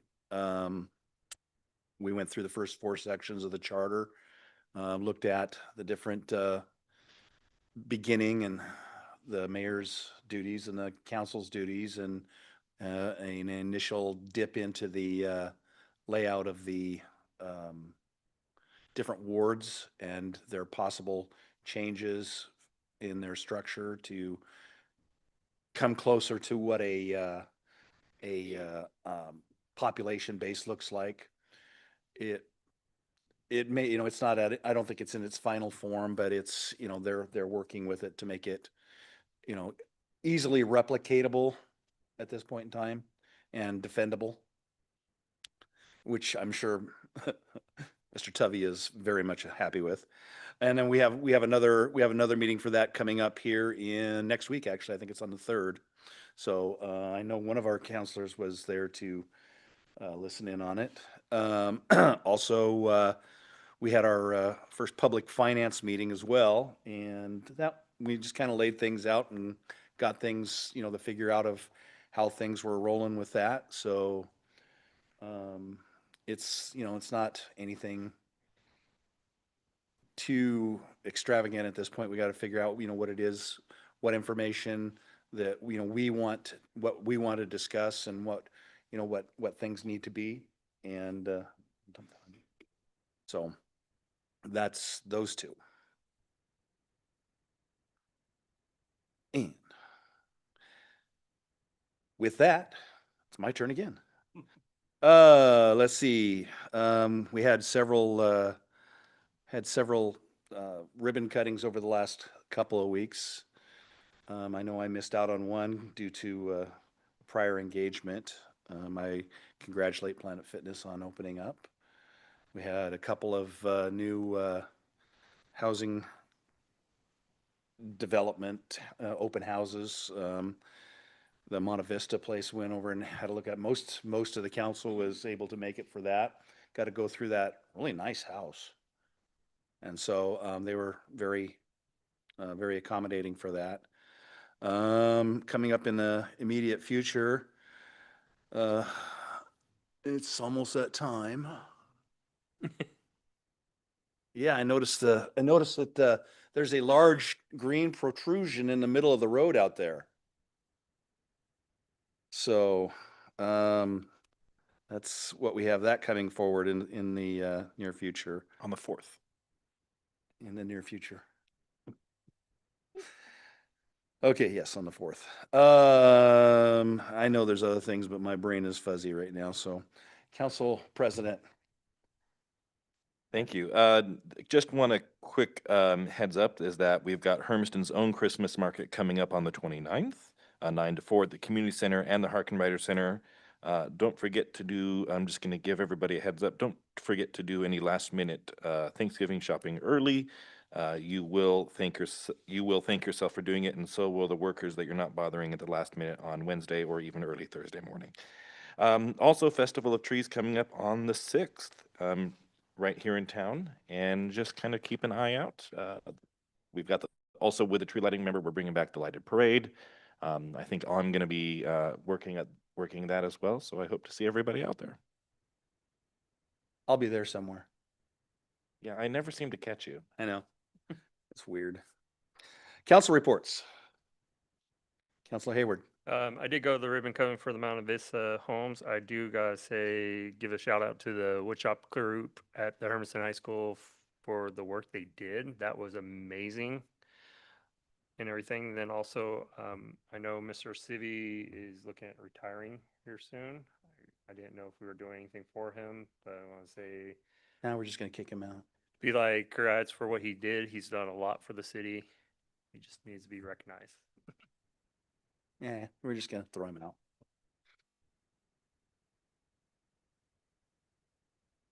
Councilor Roberts. I had the honor of attending a ceremony on the 19th. This occurred just outside the city off of Pumpkin Center, but it was a Tunnel to Towers Foundation event, if nobody's heard of that. They build mortgage-free homes for severely disabled first responders and veterans who have been injured or killed in the line of duty. We have a new member of our greater Hermiston region, Army Sergeant Jason Walker, who was wounded in 2013 on tour in the Middle East, and the Tunnels to Towers has given him a mortgage-free home up off of Culp Lane. And it was a very humbling thing to go to and see the work that that foundation has done and to be able to honor Sergeant Walker. And so I just wanted to say welcome to the community, Sergeant Walker, and thank Tunnels to Towers for the work that they do in not gifting homes. As they said, it's an obligation, as fulfilling an obligation that we have to those who give their all for us. And so just a great experience. Any others? Councilor Kelso.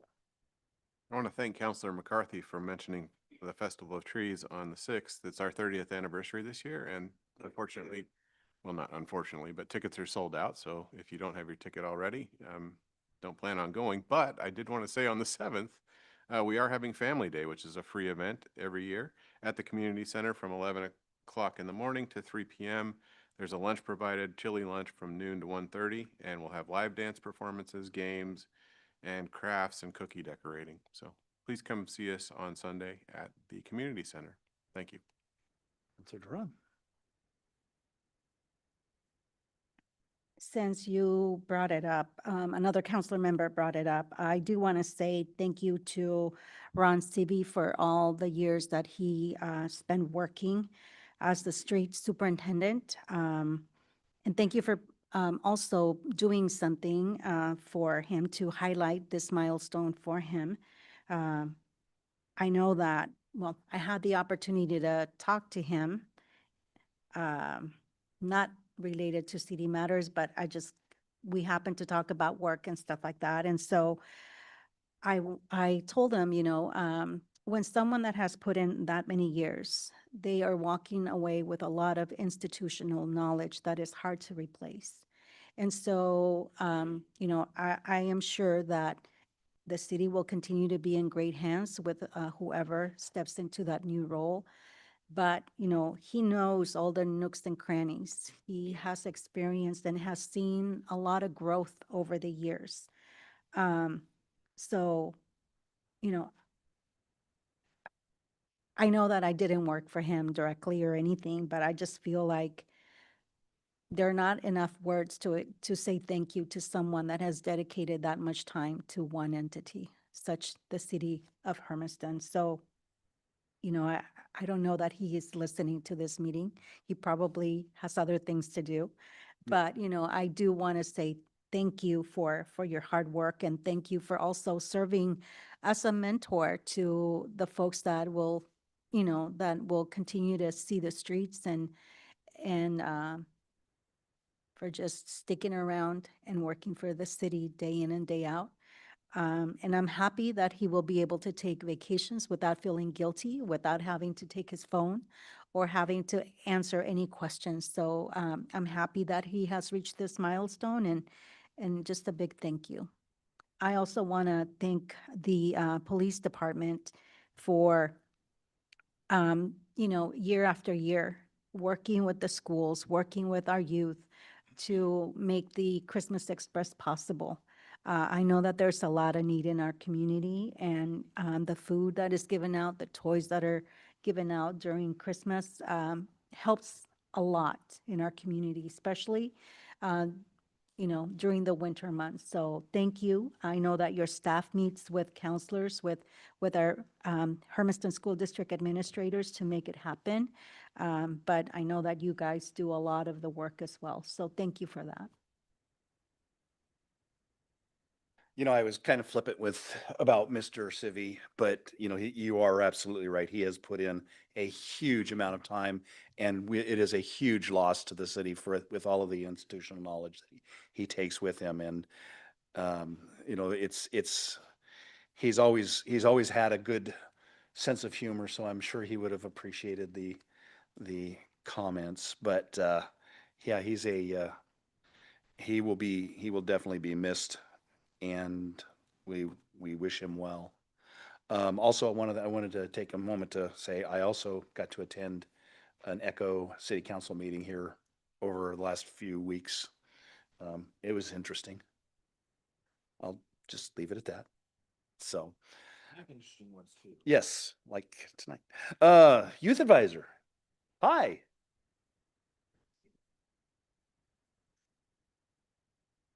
What you got for us? Hello. Oh, okay. Thank you. Hi, my name is Jacqueline Quevedo. I'm a junior at the Hermiston High School, and I'm part of the City Council Committee. I have a few events to talk about, current and future, happening at the high school. Current, we have a canned food drive happening. So far, we started last week on Monday. So far, estimated we have 2,000 cans so far, which is great. I think it's like really wonderful for our community to help one another. I think it really builds our bond, and like I think it's just amazing to see others help each other. But not do we obviously take cans from current students, but we also take it from the community. You don't have to be a student enrolled. So if you ever want to drop off cans and help out or give money, you can always just drop it off at the main office at the high school. Another special thing that our school is doing, National Honor Society is doing a toy run. So basically, anybody that has any toys to donate, you can always just drop it off at the office too if you have any questions. A lot of high schoolers so far. I'm not sure how many toys we've donated, but it's definitely a lot to donate to those that like those kids that just want a good Christmas. You know, I'm definitely privileged enough to say that I can give out the toys, so it's really nice seeing others think about others in the community, especially kids who just are so innocent and just so nice. And it's just so nice seeing people who can give out toys. Um, Another thing, we have a theater play coming up soon, Grease, I think. I'm not sure when the dates are yet, but I'm guessing January. And if you guys are able to go and see, I think it'd be really great. And I think the theater kids would really love to see the community go and support them.